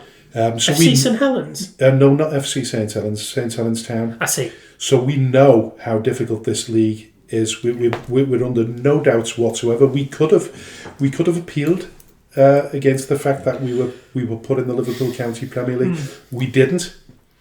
We didn't, probably based on the fact that we thought it was a smaller division. And as we know that, we only have to finish in the top 5 to be considered. Yeah. There's no more than 2 teams in the top 5 that are capable of getting promotion. Then it doesn't matter whether you finish 5th, 4th, or 3rd or 2nd. Yeah. You've got an opportunity of going up. Yeah. But what I would say is that a lot of my experience of referees and the people that I know that referee the game do not want to be refereeing in the Liverpool County Premier League. Wow. Whether they believe they're a cut above and they should be in the Northwest Counties. I think they get slightly more money in the Northwest Counties. Yeah, it is semi-pro level. So I think there's a little bit about that as well. It's less intimidating. It's more professionally run. But what I would say is, if you're a supermarket owner, so you've got 3 supermarkets. You've got one in Parbold, you've got one in Ormskirk, and you've got one in Skelmersdale. You run them. You employ people to run those stores for you in terms of management, supervisors, staff. You employ security staff. You might go through a third party, so you employ a security firm to do that. If anything goes wrong and people start shoplifting left, right and centre, and the security are not doing the job, who's the ultimate responsibility to change that? Whose ultimate responsibility is change the manager of the store? Well, the manager, but ultimately the owner. The owner cracks down on anything. So the person that is the custodian of the shops, whatever, if a security firm's not picking up on shoplifting, then they've got to decide how they're going to handle that. They don't just turn around and say, well, it was their job and we didn't see it, so it didn't happen. Yeah, this is true. I don't know whether it's... I probably should park the bus on that. Yeah, I probably should park the bus a little bit on that. Words have been heard. But listen, I made me point. All it is, you see, is I want to enjoy being a part of this this journey in the Liverpool County Premier League, and I'm not feeling it at the moment. No. And it's not so much shock as the simple things that could be changed to make it more of an enjoyment, and certainly having an alignment where we're not going to agree on everything, but we're going to agree on something. So from a chairman's perspective, a club perspective, to the league management, I want there to be a level of understanding that I don't think exists right at this moment in time, and the terminology is being used. Grassing. What's the difference between grassing and telling people that it's not right? You know what I mean? Yeah. I wasn't expecting consequences. I wasn't expecting that particular team to be scrutinised. What I was saying is, here, this is what's happening. Yeah. Take a look at it. Yeah. But equally, I'm getting told, well, it's not really our problem. Yeah, just to make life easier, I suppose. Yeah. Listen, so we've covered that point. Listen, we'll go to a quick commercial break, and then we'll come back to part two. As we say, no guest this week, but we're looking at fixtures, predictions, and of course the FA VARs, our result at the weekend, and everything else. See you soon. A heartfelt shout out to all the businesses supporting Skelmersdale United Football Club, especially T&W Garners and Pedro de Seda Enterprises. Thank you to everyone who donates to the club, supports our race nights, raffles, lottery bonus ball scheme, and the weekly draw in conjunction with NYCBA. A special thanks to those who organise such fundraising events, with a particular mention for the incredible Lee Davis and Rowena Hughes. To everyone who stands by us both on and off the pitch, we are truly grateful. If you wish to sponsor the show, please contact me at chairman.skemutbfc@gmail.com, or alternatively call me on 077 66054 548. All proceeds will go to Skelmersdale United Football Club. Thank you for your unwavering support. Hello and welcome to the second part of the Speaking Frankly football show, and still with me is my co-host AJ. Yep, not gone anywhere today. No, not gone anywhere today. So we're going to look through the fixtures, predictions, the FA VARs. We're going to look at Skems. We'll start with Skem, shall we? Yeah. I think we normally start with Skem, don't we? We absolutely don't, but in let's... this final part of the show. So we played Sefton Athletic in the second round of the Liverpool... It was the third, actually, wasn't it? Was it the third? I'm not picking. But the third round of the Liverpool Challenge Cup. Yes, thank you. I think it is. I get mixed up with the names of the cups. So. It's a Liverpool-based cup that isn't. That's not the cup. Anyway, it was the cup. Yeah, that's not semi-pro. But anyway, we were beaten by 3-0 on that day. A result that was possibly expected and I think reasonably deserved. On the face of it, disappointing though it was, we were second best for almost the entirety of that game. I think we amongst Skem fans and observers alike noted that Sefton were probably the best team that we'd come up against since we'd started playing in this division. And it was probably no surprise that they hit the front foot, forced us into a lot of mistakes, controlled the ball a lot, and were 3-0 up by half time. We came out in the second half. We looked a bit more composed in the midfield, but we just didn't build any chances beyond an opportunity for Toby Taylor that was saved by the goalkeeper, and the follow-up by Brandon Carrington, I think, was cleared off the line. Beyond that, though, we really didn't test their goalkeeper, so there's a lot to be said from this, but ultimately I think Sefton were probably the deserved winners there, and a fair bit for us to kind of go back to the drawing room and think about. Yeah, well, yes, so... We look at these teams that we've played. How many of these teams are actually good teams, or how many of these teams are we making look good? I think Sefton is probably the only team who are actually good. But I've got a different slant on this. I think the original game at Marine, I think we lost 4-0 to Sefton, and we all remarked so far they look a decent outfit. And I'm not saying they're not a decent outfit. I think if you spoke to Andy, Andy will say he got the formation wrong, going with the back three. So that didn't help. We probably had the two, with no disrespect to them, but the two slowest centre midfielders on the pitch on the day. So in terms of putting pressure on the defence, that, and then reintroducing Joe Langford into the game as well, replacing David Bobchek in goal. There was a lot of changes, so we didn't have Darren Askew. No. We didn't have Alex Davis. I think if you'd have had them two midfielders in the game and you'd have had a back four, a totally different result. And I'm not saying we wouldn't have lost, but I think it would have been a much closer run game. Maybe.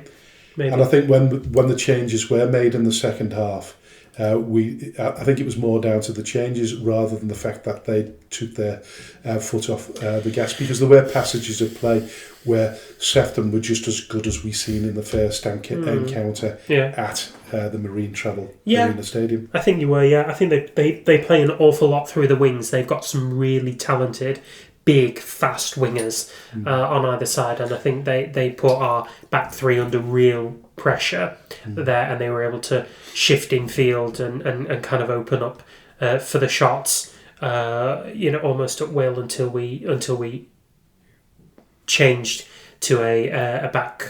We changed into a back four, didn't we? In the second half, and that kind of slowed up their opportunities.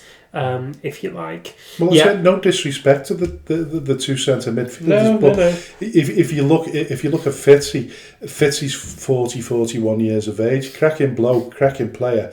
How the hell he's not played much higher level than they actually did?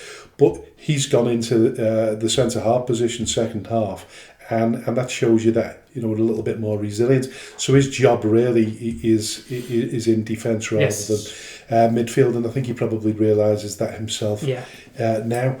I think we've got two pacey wingers. Well, we've probably got three or four of them if you want to play in them positions. So we can match teams in terms of pace on the wings. There's absolutely no doubt about that. We've got Sam Wood, we've got Reese, we've got Brandon, we've got Cameron if you play him on that wing as well. Cameron unfortunately was ill, so we had a lot of players out on Saturday. We did as well, and I think sometimes it's difficult.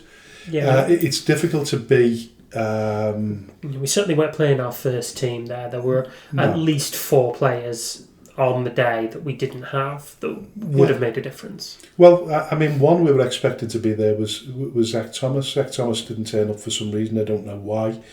But had he been there, we'd probably made those changes a lot quicker.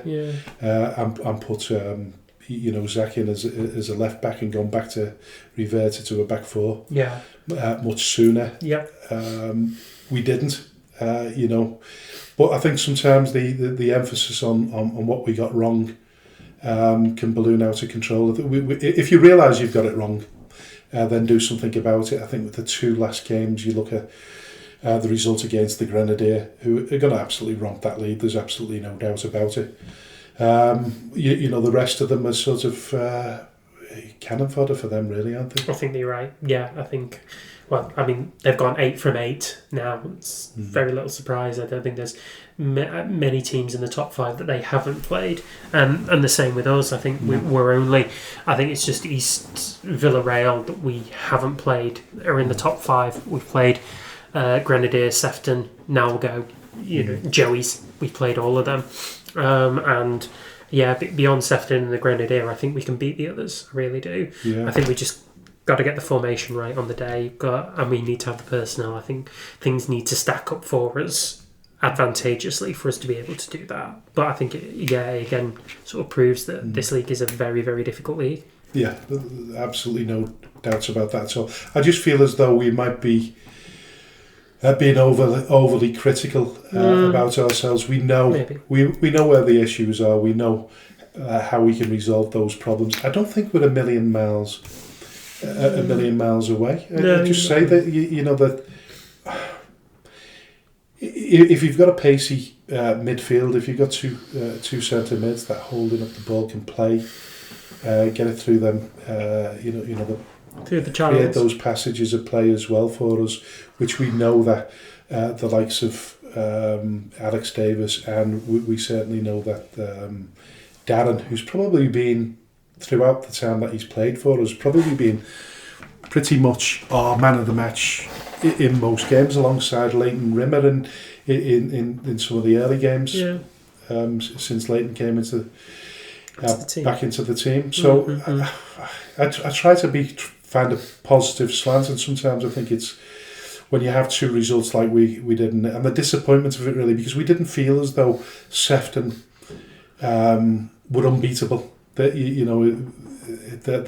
they did well. They took advantage of our lack of prowess, but our lack of like you say, 3 or 4 players out as well. That didn't help. True. So we need to. Well, we're moving ahead now, aren't we, to the game on Saturday, which is a must-win in many ways, even though it's early in the season. Home game against Daysbrook, isn't it? Daysbrook, Daysbrook.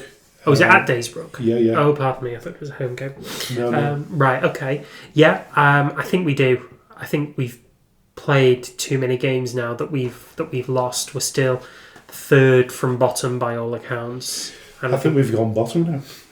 Right. Yeah. Well, we'll never go bottom because King Harry. Yeah, but you know what I mean? We're technically in that relegation spot again after losing on Saturday. Yeah. Listen, it's there's no guarantees, but if we can get the right team together, the right personnel, then we're looking a little bit brighter going into Saturday's game. I think so. I don't know whether Darren Askew is available or not. I'm just trying to have a quick peek at the squad list. Quick peek at the table. All right. And what we do know is that Daysbrook are in 5th position, so it's not going to be easy. They've won 4 games, they've lost 4, they've drawn 1. Yep. They've got a +3 goal difference. They're on 13 points. But we look at those teams below. Yeah, if you look at the Grenadier, East Villa, Rail, we don't know a great deal about, but they're doing really well. 6 wins, 1 defeat. Liverpool, Nalgo, Sefton Athletic. Below that, really speaking, they're the teams that we've got to be beating in order to avoid relegation. And can we use that word relegation right now? No. But we have to be conscious of it. Conscious, yeah, but there's 2 wins and we're halfway up the table. Yeah. We're so compacted as a table right now. It's only really the Grenadier that are pulling away. Everyone else is, within 3 results, and we can get back there. I think we'll be fine. Yeah. I don't think we could really sort of conceivably be relegated here. What we do know is that Darren Askew and Zach Thomas are back in the squad. Right. Cam O'Neill is back in the squad as well, so we know that we've got them available for selection for Saturday. Good. So that's a good. That's a bit of good. Some stability there. Yeah. I'm just looking there whether there's 1 or 2 more players that might surprise us. I'm just thinking.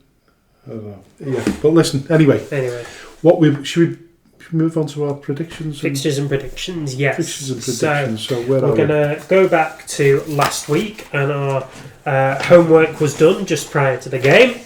And Frank was quietly confident in his results because he'd bettered his score from the week before.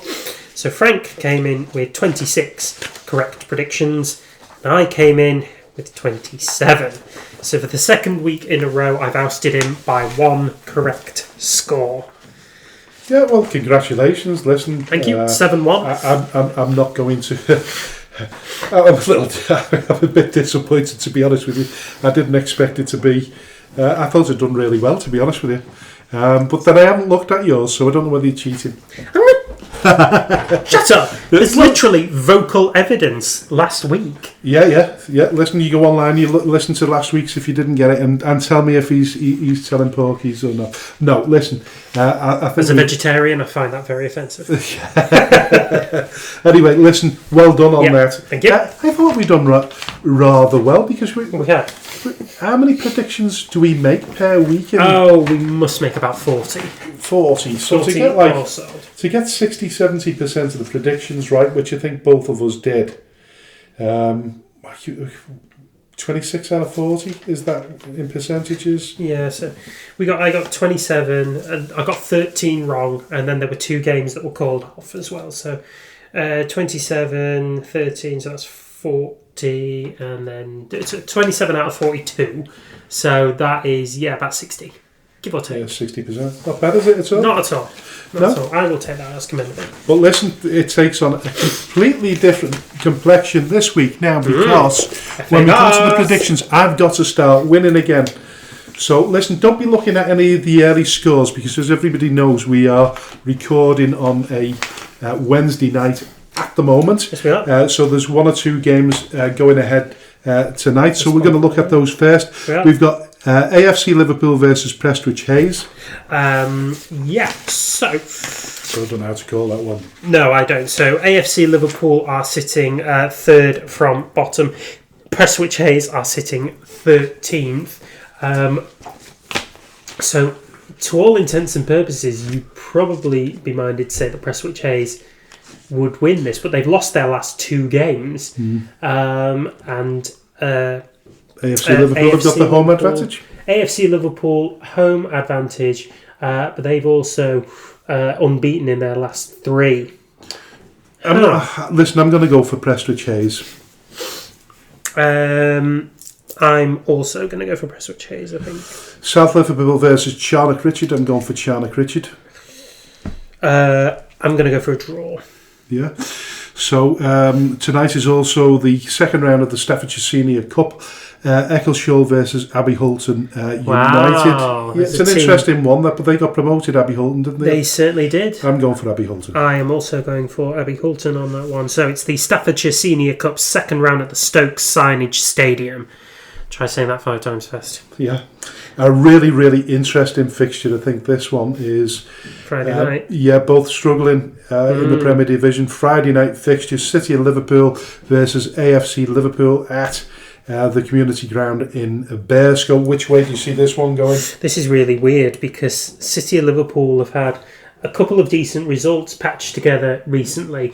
I mean, if we're looking at the form table, they've they're a bit of a mixed bag, but they've 2 wins and 1 draw from their last 6 games, including 2 straight wins, and then a draw in their last match, the 0-0 with Exton Villa. By contrast, AFC Liverpool have 2 wins, 2 draws, 2 losses. Excuse me. Bless you. And I say unbeaten in 3, but they play on Wednesday night against Prestwich Hayes, so they've got a 48-hour turnaround. With that in mind, I'm probably going to go for City of Liverpool. I totally agree with you. You've taken the words out of my mouth. City of Liverpool. So moving on to the second round of the Isuzu. Is that how it's pronounced? Isuzu FA Vars second round, yes. Which is on Saturday. Charnock Richard versus Nelson. I'm going for Nelson. I'm also going to go for Nelson. I know there's a division between them, but I just think form counts for so much. Nelson are doing really, really well. Albion Sports versus Holker Old Boys at the Citadel. Citadel, yeah. That's interesting.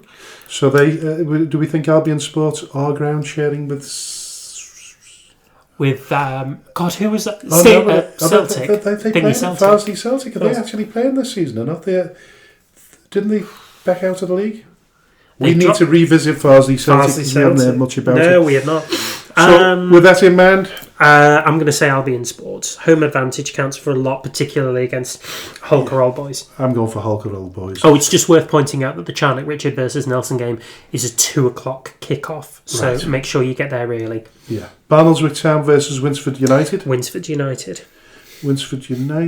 they got promotion last season, didn't they? They certainly did. They won it as the Canter. Yeah. I'm going for Barnoldswick. What did you go for, Winsford? Yeah, I'm going for Barnoldswick. Brigtown versus West Didsbury and Chorlton. West Didsbury and Chorlton, there's no doubt about it. I'm going for Brigtown. Brigtown did relatively well in the FA Vars last season, if memory serves me correct. Did they beat Atherton LR? No. Didn't they? No, that was...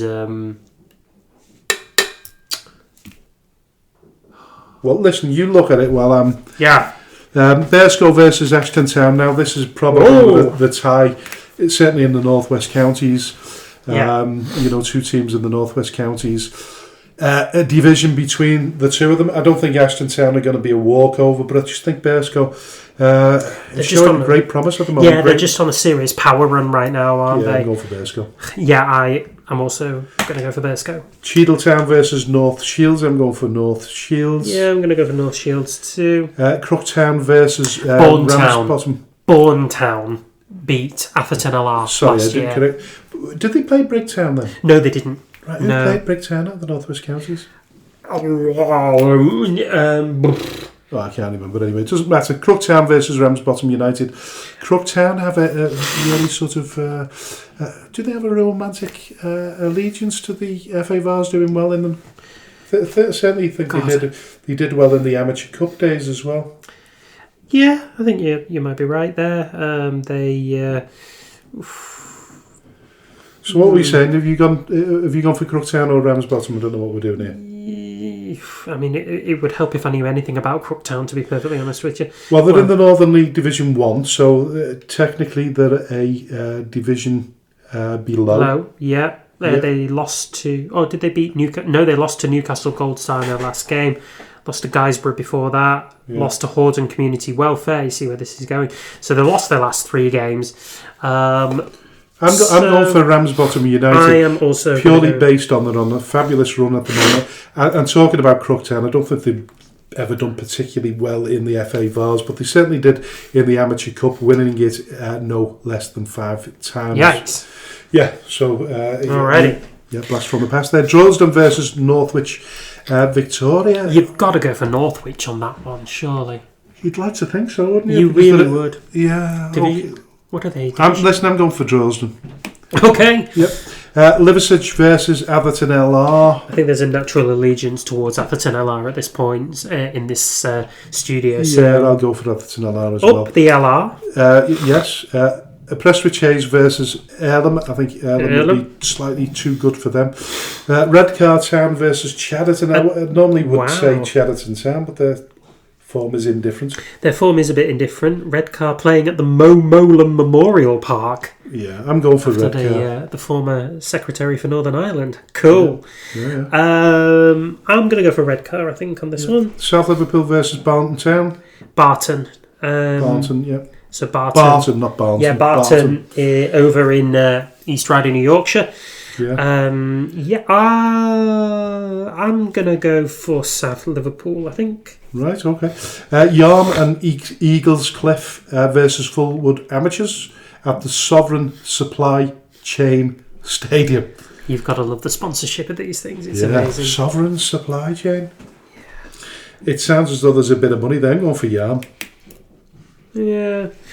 Not knowing a single thing about them, but I'm going for Yarm. I'm going to go for Fullwood Amateurs because I just really like them at the minute. I love how well they're doing in the in the domestic league, and I think Spencer Lucas, who's on an absolute flyer at the minute, is going to come in with some goals there. Yeah, fair enough. Saturday, still Premier Division, moving on to the Premier Division. Abbey Hay versus Wythenshawe. I'm going for Wythenshawe. Yeah. FC St Helens versus Padiham. Definitely Padiham for me. Yeah, I'll say that too, but only just. I think FC St Helens will make it difficult for him. Yeah, Longridge Town versus Exton Villa. I'm going for Longridge. I'm going to go for a draw. Yeah, Stockport Town versus Glossop North End. I'm going to go for a draw there. I'm going to go Glossop North End. I just think Ashley Connor's just gone on a bit of a winning run. I don't see that stopping down at this point. FC Isle of Man versus Pilkington, 6 o'clock kickoff. Obviously over at the Bowl in the Isle of Man. FC Isle of Man, since their change around in manager, had a bit they've had a bit of a change in fortunes. So they're unbeaten in their last 5 games, winning 2 of them. Yeah, whereas Pilks have lost their last 5, so I'm saying a home win there. Yeah, I mean, me sort of gut instinct says that there's going to be a draw there, but I'm going to go for FC Isle of Man. Yeah, fine then. First Division North, AFC Blackpool versus Ashton Athletic. AFC Blackpool. AFC Blackpool. Colne versus Darwin. Garstang versus Maghull. Squiresgate versus MSB Walton. Draw. Do you reckon? Yeah. Where are they in situ? So Squiresgate are fourth from bottom, 15th. MSB Walton are 16th. Yeah, I can see why you'd go for a draw. But listen, I'm going to go for Squiresgate. All right. Yeah, Steaton versus Daisy Hill. Daisy Hill. Thornton Cleveland's versus Bacup Borough. I'm going for Bacup Borough. Draw. Oh, right, controversial. Yeah, I think Bacup have done reasonably well, haven't they, since They've pulled some seriously good results out of the hat here, but Thornton Cleveland's equally have done so. I mean, they're not on the best run at the minute. They've lost their last 3 games, but they did go 3 unbeaten before that, and I just think up there on that Fylde coast, I just think that makes it a little bit more difficult for Bacup Borough, especially travelling literally the length of the M58 and the M55, and a bit of the M6 in between. So you're going for Thornton? I am. Or a draw, did he say? Did you say a draw? I said a draw. A draw. All right, First Division South, Barlton versus Foley Mere. Barnton. Camel Head versus New Mills. I'm going for a draw there. New Mills. I'll go for a draw. Eccleshall versus Asheville. Well, they're both up there and thereabouts. No, Eccleshall are just a bit more up there than up there, aren't they? They've just done so well, but so quietly and slyly well. I'm saying Eccleshall. Yeah, let's go for Eccleshall. Where are we? Eccleshall. Yeah. Market Drayton Town versus Cheadle Heath Nomads. I think off the back of a 7-0 battering of Wolverhampton the other day, I think I'm going to go for Cheadle Heath Nomads. Yeah, I'm going to say a draw, because I think Market Drayton had a really strong result against, really strong performance against Stafford, although they didn't get the result that they wanted. And I think home advantage might play a lot for Market Drayton. Runcorn Town versus Stockport Georgians. Whoa, first versus fourth. I think they'll get a. I think Runcorn will carve out the result there, but only just. Sandbach versus Allscott Heath. Sandbach 7th, Allscott Heath in 9th. I will say home win for Sandbach as well. Yeah, Shawbury United versus Alsager. Got to go for Alsager there. I'll say Alsager too. Telford Town versus Wolverhampton Sporting Community. Nice. Telford Town. And then the bottom of the pile, Hormond going to Wolverhampton Casuals, 17th versus 18th. Right.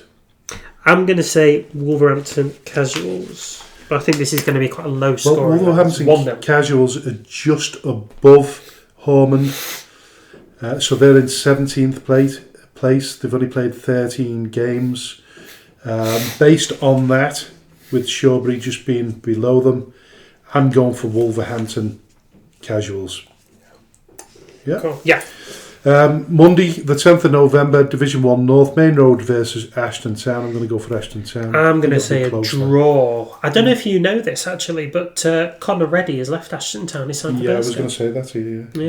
Yeah. Doesn't surprise me at all. It doesn't surprise me either. I think he's a class act, but I think in losing Conor Reddy, I think they've lost their main creative linchpin, and I think that might hurt them. Yeah. So I'm going to say a draw. Yeah, it makes sense. Tuesday, the 11th of November, the Premier Division, Atherton LR versus Earlham. I hate to say it, but I think Earlham will win that one. Yes, it will. Barnoldswick Town versus Longridge Town. I'm going for a draw. I'd say a draw there too, actually. Cheadle Town versus Chadderton. Going for Chadderton.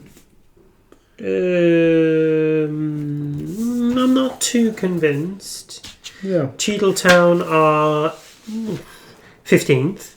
Chadderton are 9th. But Chadderton do make a bit of a mess of it. It's bizarre. I will say an away win, but only just. Yep. Padiham versus Charnock Richard. I'm going for Padiham. Padiham. Prestwich Hayes versus Abbey Hay. The Hay derby. Hayes. Draw. Right. Wythenshawe versus Ramsbottom. A really interesting game. And I think, we talked about it before. If you were going to put your house on it, you'd go for Ramsbottom right at this moment in time. I think if they beat Wythenshawe, you'd not only put your house on it, you'd stick your wife in there as well, wouldn't you? I ain't got one. But yeah. I hope Rowena doesn't listen to this, but so I'm going for I hope Ramsbottom doesn't United. listen to this podcast. She's listening to us recording it. He's shot. Yeah. Anyway, I think that's probably the biggest test of Wilkes's run so far in this season. I think he's doing outstanding, as we knew that he would, but I think this is the major test of mettle. If he can overcome this, I don't think there's any doubting that he'll at least make the playoffs. Yeah, I agree with you. Exton Villa versus AFC Liverpool. Exton Villa. I'm going to go for another draw. Crikey, you did all the draws last week. I'm going for all the draws this week. Yes, you are. Tuesday the 11th of November again, First Division North, Cone versus AFC Blackpool. I'm going for AFC Blackpool. So am I. And First Division South, Wolverhampton Casuals versus Shawbury United. Interesting one that, because like we said before, Shawbury are in difficulties at the moment. They're in 15th place. Wolverhampton Casuals are in 17th place. They've got games in hand on Shawbury. It's a bit of a 6-pointer for them, isn't it? A little bit. Yeah. Either one or. I'm going to go for Shawbury United. I'm going to say a draw here. Yeah. Listen, it'd probably have been a better guess being a draw, but yeah, listen, that concludes all the fixtures for the rest of this week, the weekend, and before we come to you again next week. Yeah. And listen, normally at this stage I ask the question, what have we learned this week? But a slightly different topic. How do you relax after defeat? How do I relax after defeat? God. Because what people don't realise is that it's a culmination of factors. There's things going on in your personal life, your work life, and your football life. And when you combine them all together, sometimes they can come together. All the bad bits can come together at the wrong time. Yeah. Health is another one of them. Yeah. I'm struggling with my back. I've managed to do this show, and I'm in a tremendous amount of pain, which makes it very, very difficult to relax anyway. The cold, when it gets to it, makes it worse. So having a bad result, I mean, fortunately, Rowena shares the same interest in me, and our primary aim is to make sure that the football club is successful. So we share the disappointments in equal measure. Yeah. I'm fortunate to have a wife that I can discuss it with. I know a lot of people don't, and there's nothing wrong with that, because not everybody likes football. It's not everybody's cup of tea. But how do you relax? Because I know you're fully invested now. I mean, you've been with us over a year now, and you've thrown everything into it, and you can see all the emotions, whether it be football matters, off the field matters, work, strikes. Are you back at work, by the way? I am, yeah. You did say that you were back at work on Monday. Did you go back to work on Monday? Yeah? I did, yeah. Oh, brilliant. So you must be happy with that. Yeah, I'm glad to be back. Glad to be keeping busy, back in a bit more of a routine these days. Yes. So these are all factors that don't really help you. No. In your sort of football life. So how do you cope off? What do you do to relax? God.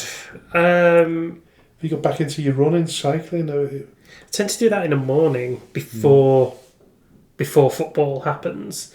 And I think at the minute, the nice thing about being in a team that's sort of this close is that you end up stopping for a pint, which I never really sort of did last year because of how many games that we lost. But these last 2 games that we won were lovely. So I just sat with Andy and Barney and, yourself and others. And we just had a bit of a laugh and a joke over a pint. When I get home, I tend to... I have to take the dog out for a walk. So that's my kind of ruminating on the result, if you like. And then once I'm in the house, I might play a bit of Sudoku, might watch the telly. And I think if Skem lose, I'm a bit more reliant on whether United win to kind of... You can kind of give you the boost, kind of. Soften the blow a little bit, yeah. So last week was a really disappointing result for Skem, but United managed to win, so it was a little bit easier to bear. I don't find that. I mean, obviously Everton played Who did we play? We played Tottenham last Well, Saturday. yeah, we played Tottenham on Monday, didn't we? Yeah. Was it Tottenham? No, it wasn't. It was Sunday. Wasn't it Sunday? Monday. No, Monday night we played. Who did we play? We drew 1-1. Oh, was it Wolves? No, it wasn't Wolves. You should have won that game. The pain that I'm in now has distracted me from my memory. But whoever we played, we went 1-0 up. Yeah, and you should have scored more. Yeah, we should have scored more. I think for the first half an hour, we were the better team. Yeah, and I think they only had one sort of shot, and that was a deflection, wasn't it? By what's his name, centre half? Tarkowski. Yeah. Sunderland, that's it. Sunderland. Yeah, I should have thought that because it's another club that Moyes has managed. Sunderland, God, yeah. So I mean, I don't. I like to see Everton win, and I am an Evertonian, but it doesn't really help me when Everton win.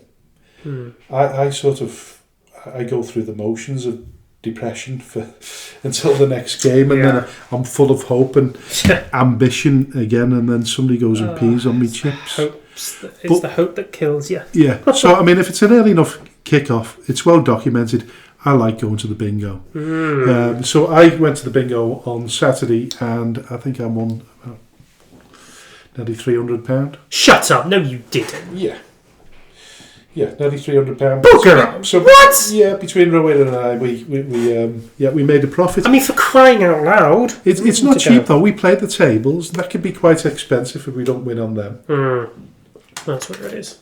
Not that we've got a gambling habit, but what we've discovered is that we share something in common. That when we do actually go to the bingo, we switch off from more or less everything else. God. Or we can do. You're really invested in the bingo, aren't you? Oh, yes. Listen, I should now. Well, this show now should be sponsored by Mecca.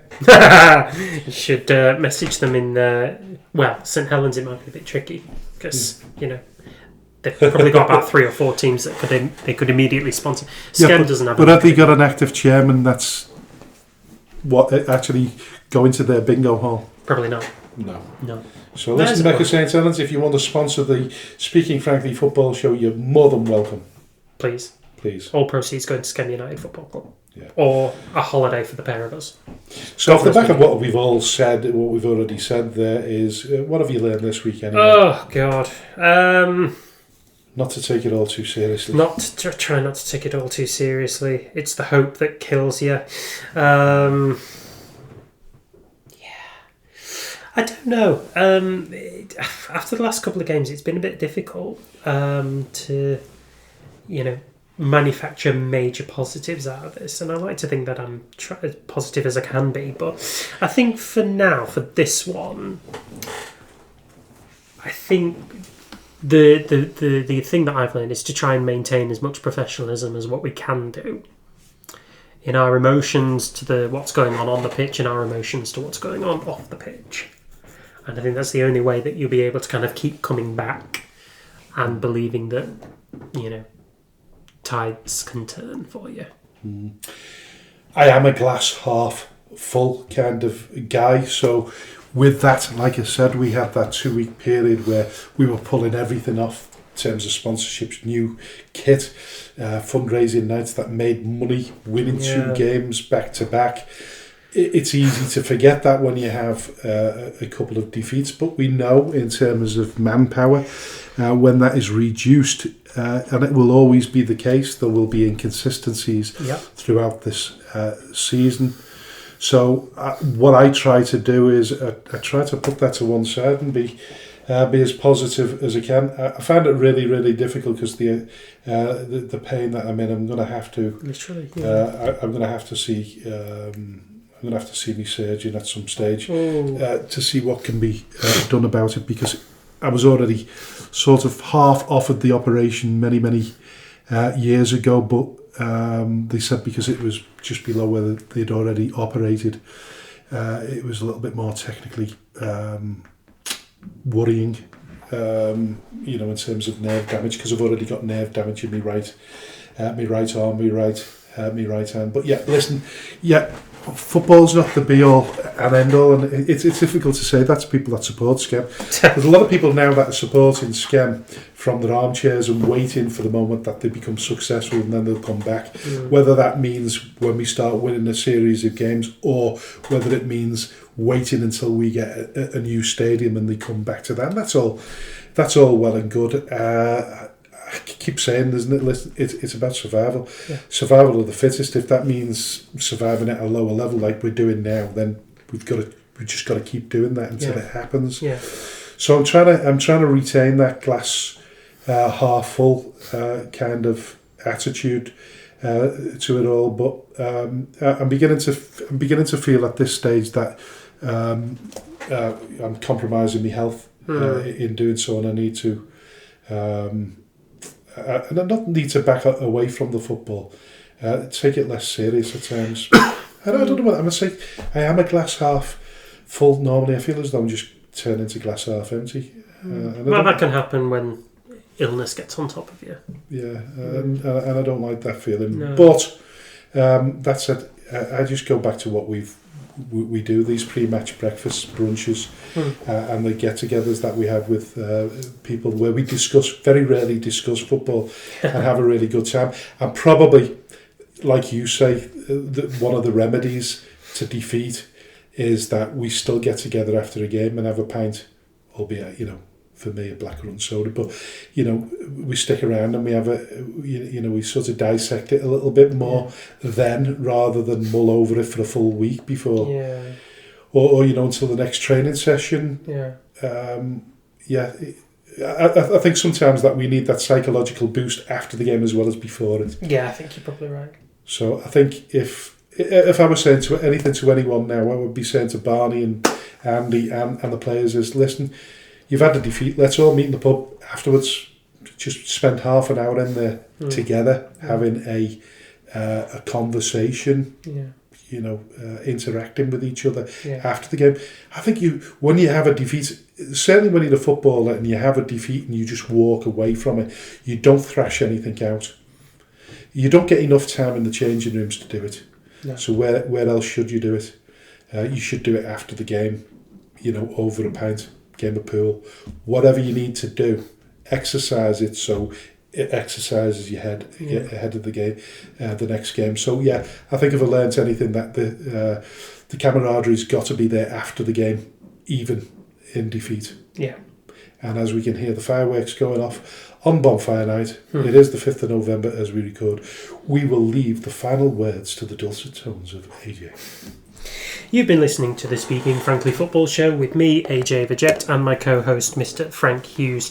This podcast is available on most streaming services wherever you get your podcasts, including Amazon Music and Spotify.